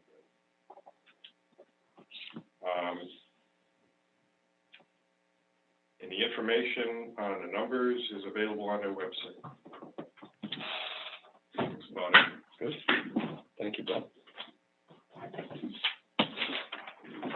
There's no other questions. We're going to move to, back down to new business. I had a couple, actually the next was Bill. You sat down, sorry. Bill had asked me to put something on the agenda in regards to subcommittee attendance. Was it you? I'm sorry, was it Gary? Sorry, I got it wrong. It was Gary, sorry. And so Gary, do you want to discuss that tonight? Now's your chance. Sure. Apologies for that. It's funny, I wrote Gary, I scratched out Gary and put Bill, and now I have to scratch it and put it back. All right, just take this off because I'm far enough away. So just a couple of things. I was on the finance committee last year, and I didn't say too much because I felt I was new and wanted to see what was going on. The chairman of the finance committee last year asked me who I was at the first 4 meetings. And I asked her at some point what someone does on these subcommittees, and she just gave me a dirty look and didn't answer me. So Tom seems a little more friendly, and he actually answered my email. He knows my name, so I think it's a good start. Right, well. Sometimes. So I'm confused by what our role is in these subcommittees. I went to John Stark meetings last year, and in several cases, the finance committee outnumbered the school board. And the finance committee preoccupied the school board with questions. And it looked to me like it was an intimidation factor. Like the finance committee was going in and being this overlord who was going to make sure that they weren't sneaking anything. And I think some people even said that to them that were on the finance committee. They think that they are hiding things and they're sneaking around, you know, and meeting secretly and trying to hide money. And this bothers me, at least, as a member. And so I think at some point we ought to have some kind of clear understanding of what our role is when we go there and how many of us have to go. I think, you know, if one person goes to a meeting, and I guess I'm assuming you just want to see if they're going to present some huge money thing, like they're going to build an addition on the school, and we want some heads up about that, because they come here, just like the people who came here tonight, and they present everything, they hand out everything, they go through everything, we can ask all our questions. And so I'm not only puzzled by how many of us go to these meetings, but what's the point of it, of coming back and saying the very things that are going to be covered the next week by the people who know the information, and you can ask them. So at some point, that's where I am with it. I think it might be worth going over and figuring those things out. So do we want to put forth a question? I mean, I appreciate sharing, obviously, but do we want to put forth a question for debate? I think it should be, I mean, wouldn't other people think that this should be, if there's some role that these subcommittees play, it should be written down. What are we supposed to do? I don't get it exactly. What do we, you know, since they come and present everything to us, and why would 5 or 6 of us go to a meeting? So I'm sorry, I don't want to. Get your breath, and then if you don't say what I said, yeah, I can go. I also don't want to have, I mean, it's getting late, and I don't want to go. Yeah, that's why I'm asking you about putting the question. I don't want each person to go, you know what I think? Yeah. I think that this, I think this. It ought to be something written down and clear. And so, just so I can, for the speed of this, I asked you if there's a question that we're going to put forth. That question can be a motion to actually define, for instance, and that's why I was kind of asking. And so I would say, Leah, if you had a question in regards to that? I mean, where do we want to go here without, so we don't have it in the Yeah. debate now? That, I was basically gonna say that. Sorry. And so Megan was going to say something as well, The so. only thing I was gonna say was, honestly, I go to the meetings so that I can get more information, so like these CARES information and those sort of things, that I have the information so we can talk about it ahead of time, so that the school board doesn't come in and they tell us about the CARES thing and we're all like, what? So that we can keep going and we can get our head around it before they come in, so that when they're here, maybe they're only here for 2 hours instead of being here for 4 hours. Mm-hmm. And that's the way I look at it, is that it's better serving us in our time and them in their time. Mm-hmm. I haven't seen that, at least at the John Stark meetings. I mean, he hands out stuff. Yeah. And everything is so clear and well explained. I think that if we go as a taxpayer to ask questions, that's different. I think we have to put different hats on if we're gonna go down a different road. The finance committee, where I've seen them, are acting as an intimidation factor.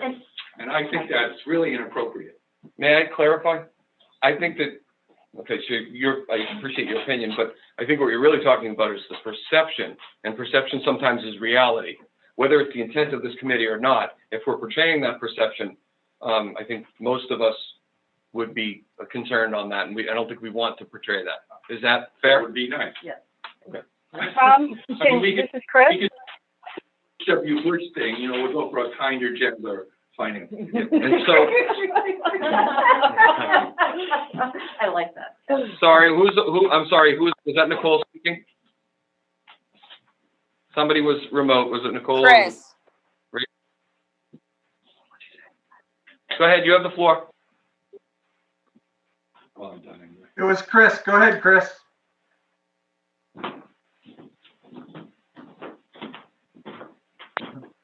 Chris, we can't hear you, we only heard like a half of a word.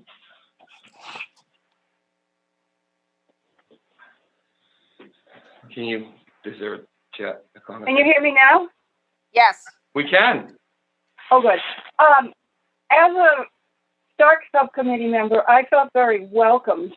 And what I gained from it, that I hope you all gained when I came back to the Finance Committee, was just the thought process that could assure us that they were doing due diligence. And I didn't feel like I was an intimidating presence.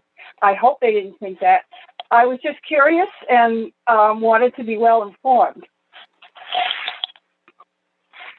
Chris. Yeah, right.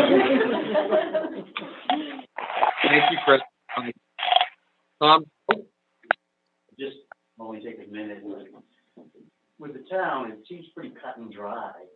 The chair, after a presentation has been made, will ask, does anybody on the finance committee have any questions? And they're really questions for clarification, and I think it makes it better, as Megan said, when we come back here, we're able to answer or participate better and maybe ask more intelligent questions during it the second time around. But I don't see us, at least this year, trying to intimidate the town. It's just a matter of seeking more clarification if it's needed.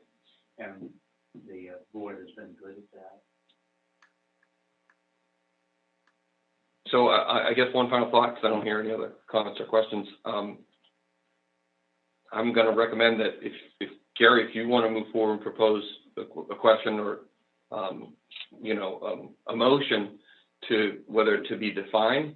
I mean, as a member, I would be open to that, but I'm going to leave it to you all because I agree with what most people have said, but I'm equally concerned with perception. I did not participate in those meetings. I may have gone to one, so I can't even speak to it.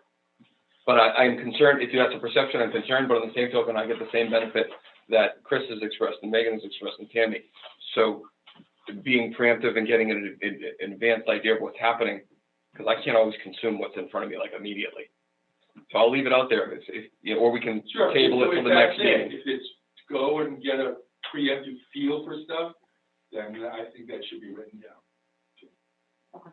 And that's what somebody, or someone should explain it certainly, that when you go to these meetings, this is what you should be doing. So by rule, somebody should make a motion for us to I'll vote on. make a motion. I Nicole, can you move- just define what, Sure. I move to define our role on the subcommittees. on all subcommittees? Okay, so Actually, I had would the just- same experience as Gary with the last chair of the finance committee. Last year was my first year, and just trying to find all the information, gather it all, and get it together. I was actually on the John Stark subcommittee also. And it could just be one sentence definition on it, and I know we also have new people on our group, so maybe if it could just be defined, that would So I solve got, that. if we could ask for a second, is there a second to our motions? Gary has seconded the motion. I hate to say it, but now is the opportunity, there's a motion and a second for a debate as to whether or not we will define the roles. And I think her wording was simple, or one sentence. Made a motion to define the. Sorry, my bad. Define the roles of the subcommittee members on all three committees. Okay, so, is there a debate? So Tom, sorry, go ahead, Neil. I'm sorry, I don't understand the motion. Is the motion substantive or procedural? Is it that we will do something in the future? Or is it that we are doing something now? Can we make a motion to maybe go back and forth on it? Well, I think that we need to go back to the original motion.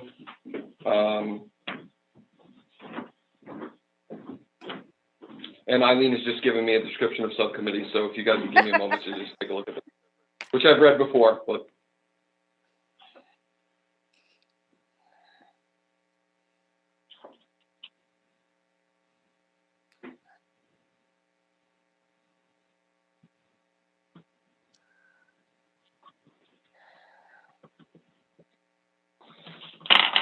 So this is, I'm going to read this out loud before we proceed with debate. Structurally, the Finance Committee shall organize their subunits as they see fit, which we've done. The subunits will report their recommendations to the full Finance Committee for review and discussion. It will require a majority vote of the full committee to advance any recommendations to either the town meeting of school district, or it should say, or school district meeting, it's a typo, wow. A quorum is required for the subunits and the full committee to conduct the meeting. So this is the beginning of what I believe Nicole's motion is. And so Nicole, I think what you're saying is for us to further define. That's already in the, that's right from the ordinance. Yeah, this is from the policy, I think we call it the policy. Ordinance. It's an ordinance, sorry, of the site. So, but this is, I think what we're saying is this is vague, report their recommendations. So I think what the proposal is what the expectations are when they attend those meetings. And that's just my interpretation. That's what I'm looking for clarity on from Nicole and. Yeah, report the recommendations, does that make sense? Right. So if I read that, it doesn't make sense. I get it. That doesn't necessarily pertain, but changing our ordinance is a little different than governing between us just to outline and make it, and vote on what the responsibilities will be. I believe that's separate. So, Neil had a question in regards to the questions, and I don't know that we answered that question. Neil, could you repeat your question? It was about procedural versus. The question is this: I don't understand what the motion is. Is the motion for us to do something in the future, like sit down and come up with some rules and regulations that we want members of each subcommittee to follow? Or is the motion substantive such that it includes language requiring us to act in a certain way? I didn't understand her motion. It sort of stopped in the middle. There was a colon there, and I never heard the rest of it. So Nicole, I would ask you, because you made the motion, can you clarify that for Neil? Because I think that's a fair question. Yeah, no, I understand what Neil is asking. I guess maybe it is not a policy or procedure. It's more so an orientation for new members to explain expectations. Gary, am I on the right track, or did you think of it differently? Definition of what, of the role, I mean, what is it? And what is it? And how many of us, by the way, would go, the number bothers me. I don't see why large numbers would go. I mean, if one person goes and comes back and says, this is what happened, and we might want to think about this, which is what some people said we should do, why would there be 6 of us going? So to Gary's, if Nicole, if you agree with Gary, that means that I'm assuming you would want to amend your motion because he's added additional substance to what your motion was. And somebody help me out if they think I'm off base there. Yeah, this might be two Does different, slightly motions then. Shoot. We could do, and I'm just throwing it out there, we could table this for you both to give this some thought, and you can bring a motion to the table at the next meeting very easily.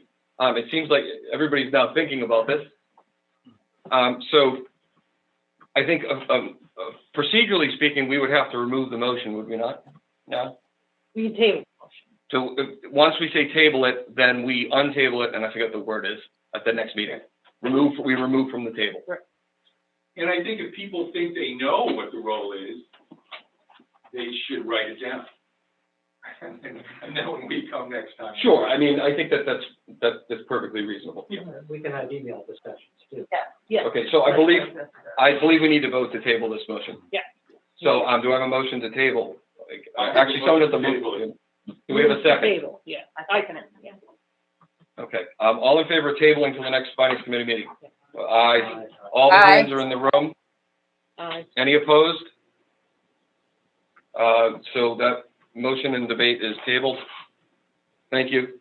There is one other, and I'll let Nicole address it today if she wants, or to table that. Nicole, that was the point you had made about document sharing or anything that we're sharing. Do we want to talk about this, or did we already address this with your question? Well, yeah, you kind of, so this does go back to last year and having difficulty finding, all the information. Where is it? Because it is all on different websites and such. It kind of seems to have already been answered. So it sounds like people want to find the information on their own rather than have like a centralized, whether we email it to everyone or have a centralized calendar like you had mentioned, and then also have like all these documents in one place so you can just go there rather than have to go to 5 different websites to find the information. So I was in charge of doing the Google Calendar, and I had some personal stuff going on the last couple weeks, and I'm honest, I dropped the ball. But I will get it done today or tomorrow, or not today, because it's late, 10 o'clock at night. Tomorrow. And By midnight. By midnight, right? She's keeping really good notes, so. But I have the calendar already set up, and I suppose my plan was, if I was really proactive, that I would put the link to each of the agendas, and normally the information is in there. Somebody could send me where they found the information, and I'm welcome to put the link in the description of past meetings. That's fine. But the Google Calendar is going to happen because I missed some meetings that it'd be beneficial for myself. Okay, I will commit to do some data exchanges to test it with you, because I know I said that I would. Well, I think you came back and said that didn't. I had an issue, but so I'll help, and I'm sure somebody else will. So Nicole, I think that, we don't need a motion or anything, but Megan has offered to try and figure out your document share to address your new business item. great, thank you. Okay? So if there's no further discussion on that, we'll just move to the last topic, which is basically next meeting topics and objectives. So outside of committees, well, I think we probably discuss everything we want. So do we have anybody coming for the next meeting in 2 weeks, Naomi? Well, as I had mentioned earlier, our intention is to, between the 7th and the 14th, is for the selectmen to finish, last Monday, we did the entire budget, so at, this coming Monday night, the board is gonna see the entire thing wrapped together. And we're also gonna start, I'm just gonna kind of put out a draft, of the warrant articles, basically taking, you know, the capital improvements, Chief Vizina's, and things like that, and just see what the warrant's gonna look like. So our intention is to finish by the 14th, so when we come to the 16th, you'll have the entire budget, town top to bottom. You've already, you know, default proposed as well as the warrant articles. So our goal is to be done and put away before the end of the year. So on this, that means in an ideal So world, the 16th, the selectmen would be here, I guess? Which it. goes to my Yeah. point earlier about, you know, discussion about warrant articles.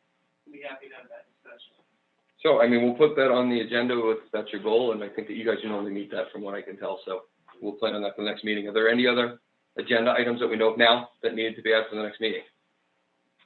I don't know that I said this out loud, but in regards to, agenda, the goal for me and, to get to, Naomi is to have it with, 48 hours. That's the shortest amount of time I want to get it to her, because she's not here sometimes on Tuesdays, and we want to make sure that they can get it on the website. So if you guys get something to put on the agenda, if you can do it outside that 48-hour window so I can get it to her, just, you know, send it to me. I typically will just write up the quick agenda, and anything anybody sends me to add. I would say that there's been a few people in regards to agenda specifically that have sent me things or concerns, and that's perfectly fine. I'm just going to direct us to bring up a topic in the meeting versus I don't really want to have a lot of discussions outside this meeting, and I'll continue with that as a process. So with that, I'm going to stop. Is there any other new business that we need to discuss? Did I skip something? There is. There's only one thing I forgot to mention, because I didn't flip my sheet over when I was at the next school board meeting for Weare. They're doing everything Zoom, so we're not there to, we won't be intimidated unless they feel intimidated by our name being up there. It's 15 December, Tuesday, 15 December, 6 p.m. is Zooming everything. Thank you, Bill. I do have that in my calendar. There you go. Is it in my calendar? I don't know. Okay. All right, so if there's no other new business, we will move to just meeting minutes. So if we go to prior town meetings, I'll go to, I think, you know, one that's pretty easy here. Neil had informed me that we did not, in last year's committee, approve meeting minutes from February 12th in 2020. Both Neil and I separately reviewed those minutes, and I feel they sound accurate as best as I can recollect. Neil felt the same way. We can do one of two things. We can just read them, I can read them out loud, and we can vote to just accept them, because the point that Neil had made is we should have accepted meeting minutes, unless the committee has issues with that. So I think, Neil, do you want to make a motion to accept those minutes? And then if we need to debate, I'm sorry, 2/12/20? Yes, Tom, I move that we approve the minutes, the draft minutes dated 2/12/20, which was committee's last meeting before the one we had in October of this year. Second. And Tom, thank you. And so now's the time for debate. I have them here if you want me to read them. I'm perfectly fine. Let's just trust it. Or you can trust Neil and I, Yeah, which yeah. typically different opinions. So if we agree on something, you might want to run with it. But that's not true. I do agree with Neil sometimes. So. I'm sorry, Neil. I'm making a joke. It's late. So we got a second. All in favor of accepting the meetings for 2/12/2020 as they sit today? Aye. Aye. Aye. All opposed? And passes those meetings. And then the last item of the night is the meetings for our first meeting, which is 10/21/20. I'm gonna make a statement, then I'm gonna make a motion. Those meetings, the meeting minutes, I have read, and they are reduced in terms of content to reflect the decision that we made collectively, or as a majority, I should say, to have a minimal content based on just a high-level facts. I did review those minutes. They have been online for at least a week. So I'm gonna make a motion to accept the meeting minutes from October 21st, 2020. Do we have a second? Gary seconds those, the meeting accepting, and do we have a debate on those meeting minutes or discussion? We have a definite discussion because some of the English is not in full sentences. Apparently there was some language that should have been placed elsewhere, but with drop and click or whatever it's called, and it wasn't done. That's number one, and I can go over those particular ones because there are some sentences that just don't make sense. The other thing, Tom, is I thought you had indicated that the paragraph number, this is on page 2, the paragraph dealing with open discussion was not going to be there because this presents accurately one half of the discussion and does not include the other half of the discussion. And I thought you said that minimization have eliminated that. So I was very surprised. Neil, yes, Tom? So in my email, general interpretation, because I really wanted to have this conversation in front of the whole committee, which is fine, right? But in terms of wording and things of that sort, you're referring to some just grammatical corrections. So your first point. Aside from that issue, yes, they're grammatical, not grammatical, but there's language here that no one could understand if they read the minutes. Look at the first sentence. The Weare Finance Committee was called to order, period. Okay? Then it says, next sentence, no exact time was recorded as a secretary had not yet been appointed on Wednesday, October 21st, 2020 at the Weare Town Hall Selectmen's Conference Room, prior year's committee vice chair Neil Kirk. Now, that is incomprehensible. And I'm embarrassed if we were to approve these minutes and have the world think that we don't know how to write English. Moreover, I don't even know what it says. So Neil, if I could. Yes. Did you send an edited version of any of these minutes like we discussed in the last meeting? I sent it around. I sent it around a long time ago. It was in bold print. I had all of the corrections on it. It's already been done, Tom. Everybody should have gotten it. I know some members received it because I received comments from them. So yes, that's been done. So how do we not debate this for the next 20 minutes so people can go home? I'm open to whatever the idea here is, Neil. Without bombarding, let me finish. Yep. Without bombarding Lisa, who was here for her very first night, I would like it to read correct, but I don't want to debate it as a whole committee.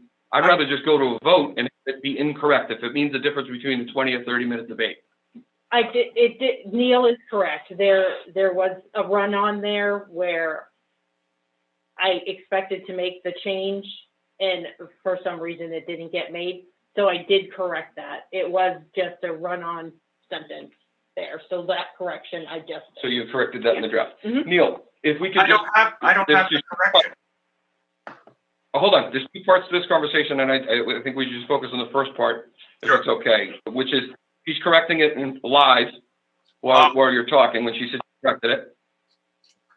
So okay, so are there other grammatical, or wording issues that need to be corrected, and is it excessive where it can't be done within the next 5 minutes or 10 minutes? It can be done in 2 seconds. The section. Okay. The section entitled Approval of Minutes should be eliminated in its entirety. There is no first meeting of the 2021 Finance Committee because there is no such thing. The Finance Committee is an ongoing operation whose members change from time to time, but it is the same Finance Committee that started 15 or 20 years ago and hopefully will be around for another 15. So this was not the first meeting of the Finance Committee. And I understand Leah did not understand this because she's new. So just eliminate that entire paragraph. I think what he's saying, so if you could, give me a moment here, And look at. I updated this to the first This meeting is- of the 2020. No, I think, so, Yeah, the season, basically, yeah. Keep going. Finance Committee, because I pulled this right off the site. Yeah, So these are there's- the corrected ones. So Neil, Mhm. I'm looking at the meetings from the site, I downloaded them today. It says this is the first meeting of the 2021 Finance Committee. Therefore, there are no prior minutes to review for this committee. Are you saying that that is incorrect? That is inaccurate. In fact, we just proved it inaccurate because we accepted the minutes from our February 12th meeting, which was the last I meeting missed of it. the committee. Fair enough. I wasn't quite understanding myself, so that's why I'm legitimately asking. So James is right here, and James seems like he's gonna explain it in a way that I can understand it. Try to dumb it down for me. So, right, Neil's suggestion is that we just remove that section, approval of minutes, because there were minutes, but we didn't approve any. So if we just eliminate that. It's not applicable. Or just write, no minutes. It doesn't really matter. But there were minutes. Is anybody who who- just didn't do it. There were, correct, there were no minutes, but it's not applicable, is what Neil and what James is saying. There were minutes, we just didn't approve it. Mhm. We didn't approve them Because you until just approved today. them tonight. Understood. No, I'm following now. So does anybody object to us removing that? No. I don't want to go formal. Okay. Okay, so, Neil, Leah's making that change immediately. Good. Okay. Next, Okay, so, next go ahead. thing is on the second page, third line down. Neil Kirk opened nominations for vice chair. That sentence should be deleted because the secretary is chosen appropriately not to indicate that anybody was opening any of the nominations. She chose to write it in a third person style, and that's fine, but this is just inconsistent and needs to be eliminated. Neil, are there any other edits like this? Because you said 2 minutes and. That's the last edit. The substantive issue is the fourth. No, hold on. Please don't go there yet. You're Okay. killing me. Can we just focus on, explain which paragraph you're talking to specifically? Second page, which paragraph? First paragraph, third sentence. Sorry, Okay. third Bear line. with me one- The line reads, Neil Kirk opened nominations for vice chair. That line. That is not accurate. No, hold on. You got to speak. Neil Kirk called for nominations, because No. you did.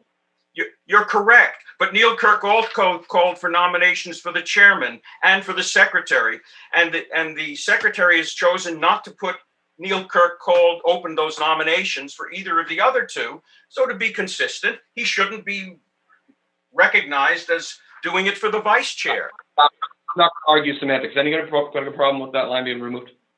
Fine. Okay. Yeah. I would say just strike it. And it'll just say Tammy Hegman was nominated as the next line. So strike Neil Kirk, open nominations for vice chair.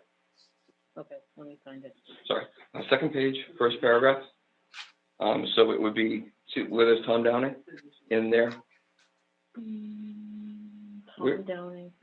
Tom Downing for vice chair. Tammy Hegman was nominated. Tammy Hagman was nominated by town council, she respectfully declined. Neil Kirk opened, okay, so right here. Yep, just delete that sentence. Got it. Done. Okay. Neil, so we're done with the wording type corrections. Yes. And you're concerned about substance. Yes. Okay. So to avoid any more of my hair falling out tonight, please, can you give me what is your intent on the next part of this discussion? I would like to eliminate the paragraph that starts, there was open discussion among the members. Is this the only substantive change or concern you have? That's that's the last one. Okay, so. I disagree. Oh, right, no, can I just, can we, before we have debate, can we just, get everybody to see the paragraph? Because I think we can move on from this really quick. There was an open discussion. Gary has just moved to a vote on the minutes, which he has the right to do. Tom Clow has seconded. So we're moved to go to a vote. If the motion is to call the question, then you need to have a vote on that. but that means you're depriving people of the right to talk. I don't believe it's up to me. I believe I have to follow procedure at this point. Somebody moved, and the group wants to vote. We need to have a discussion, don't we? So, You On the have the vote, right shut it down. per that to move it forward. yeah, no, I got what you're Yeah. saying. Yeah, So I don't need a motion for that. nope, you're the Yeah, chair. Neil, I'm gonna move this to a vote. I'm looking at my rule sheet, and I'm gonna move it to a vote, and if people disagree with me, that's fine, they can vote against it, and we can go to debate. So what you're telling me, Tom, is you're satisfied with having an accurate statement that describes half of what happened. Not gonna make a comment on that, Neil. What I'm saying is, I'm gonna put it to vote as it stands today. But I'm not sitting here for another 30 minutes debating it. I'm sure nobody else is. So I'm gonna put it to vote. So the vote is for meeting minutes of October 21st, 2020, given the edits that we just agreed on and the removals of the wording that Leah has just edited live, to accept those minutes, excuse me. All in favor? Aye. So we Aye. have one. Okay, so we're gonna need to keep track here. So we've got Megan, Mhm. Tammy, Tom, Gary, and Tom Downing. And then who on the phone? It was an aye? Nicole. Rachel. And Rachel's got 1, 2, 3, 4, 5, 6, 7. There's Nicole and Rachel on it. Right? And so, opposed? Aye. So I've got Neil, Dennis, is that correct? Correct. And Bill, there's 3 opposed. Did I miss anybody on opposed? And abstain? James will abstain. I abstain. I'm sorry, and Chris abstain, excuse me. 2 abstain. So, Chris and James abstain. So, is that-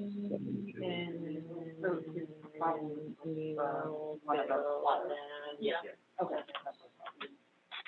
The question, I exclude. So, I just need the number. So, 1, 2, 3, 7, So 7. 9, 10, 11. Okay, so I'm missing someone. So, me, Megan, Gary, Tom, oh, 2 Toms. There we go. So we're just getting the counts right for the official record. Mhm. So Megan, Gary, Tom 1 and Tom 2, Rachel, Tammy, Leah, all vote to approve. So that is 7-4, is that correct? 1, 2, 3, 4, 5, 6, 7. 7-4, 2 again, abstain, and 3 against. does that add up correctly? That's 12. Yeah, we're missing some because we have 13. So, did you give them a Oh, full no. favor? Nicole and Rachel were in favor. Yeah, I missed Nicole. There you go, so 8. So we have 8, 4, 3 against, and 2 abstain. So the motion to accept the minutes is passed. Mr. Chairman, kindly record my name next to the negative vote that I cast. We did. Already done. Thank you. So in terms of announcements, I don't have any announcements. Any announcements? What about the next, last? Well, that do that. So I typically ask for announcements Oh, and then. sorry, But my that's, bad. it's in the same category. So if there's no announcements, we'll talk about the next meeting date, which is this December 16th at 7 o'clock. And Do we dare to try the minutes from the last? We need to do the next minutes, though. 'cause Oh, we did crap. October, now we need to do sorry, I don't have it on my agenda, and that wasn't total, that was totally, can we, Yes, the 11/18.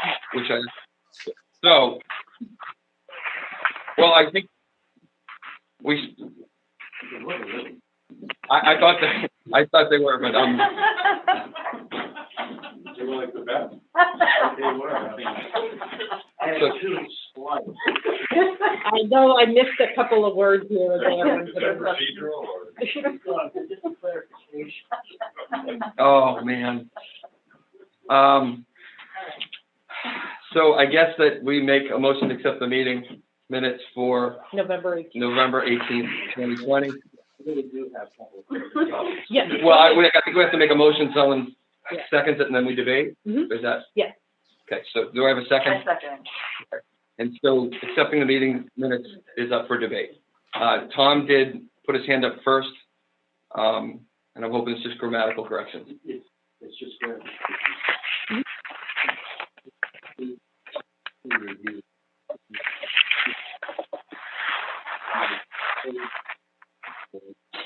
With a vote. We can't hear. Tom, could you go to one of the microphones and speak there, please? Thank you.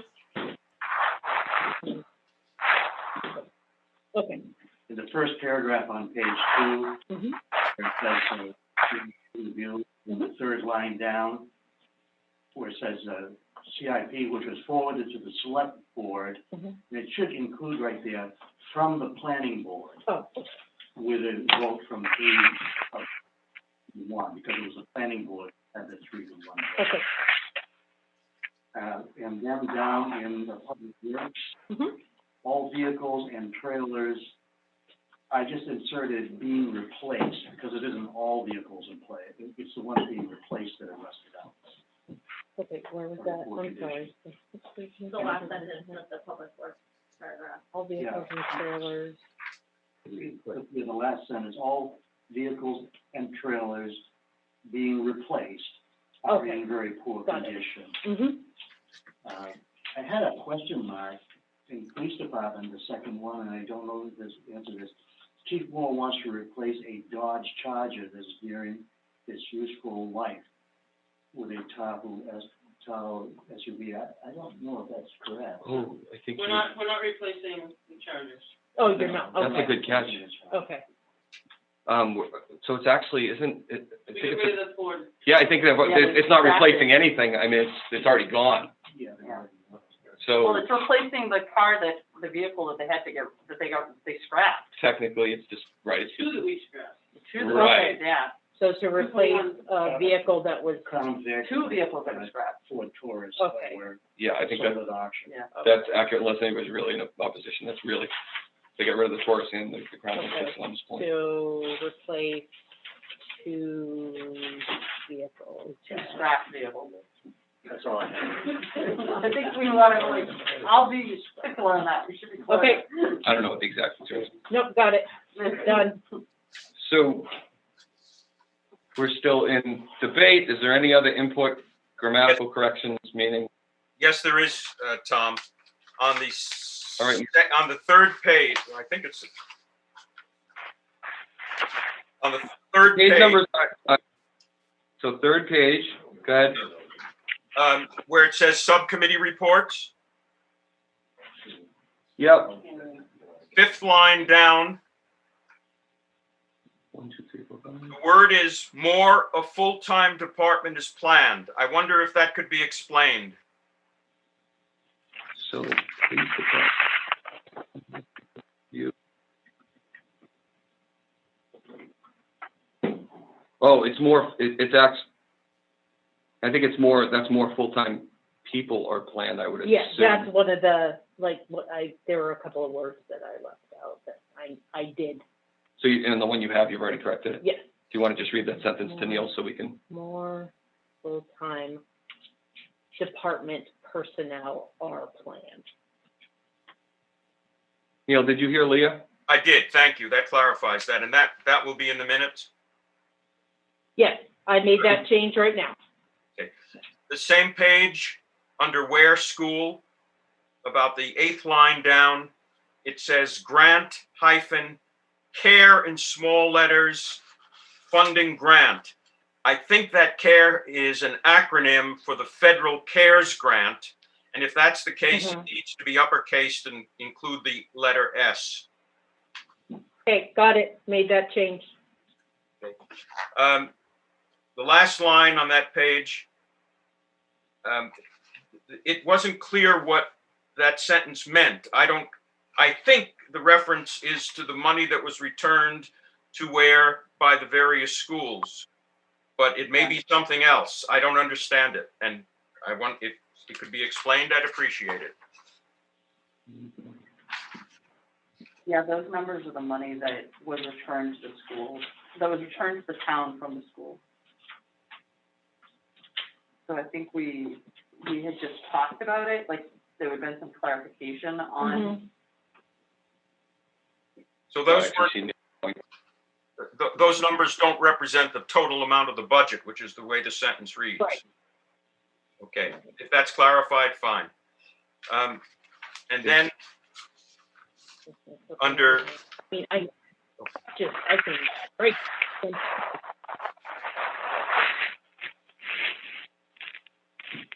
I don't know if we really have to. Yeah, I mean, it's confusing to me. Tom had a point. Yeah, I agree with that. I had a question mark beside it. Okay. I think the town, Yeah. If we don't really know what it means collectively, we may want to strike it. Okay, I can start that.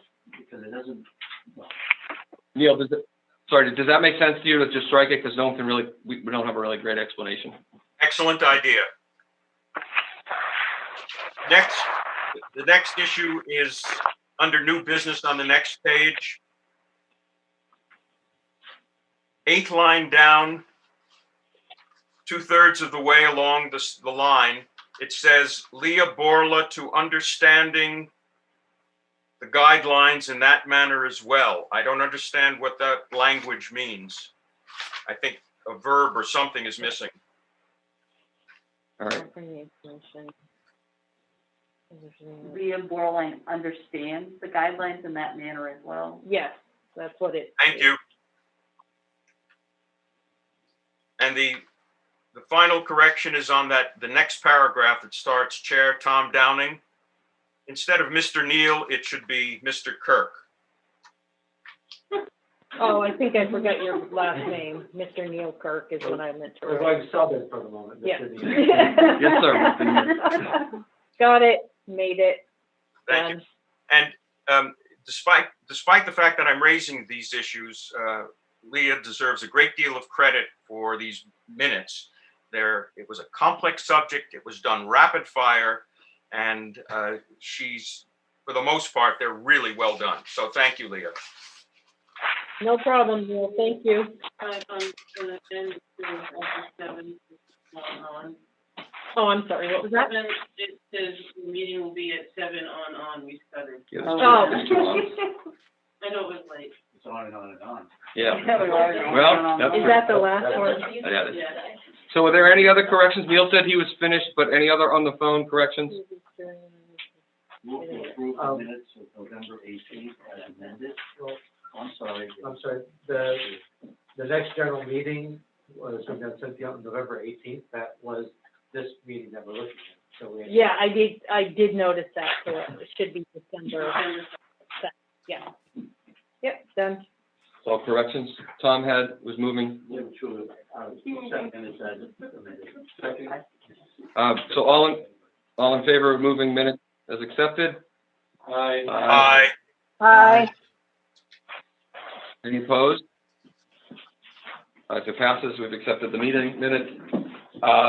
Okay, wait, Sorry?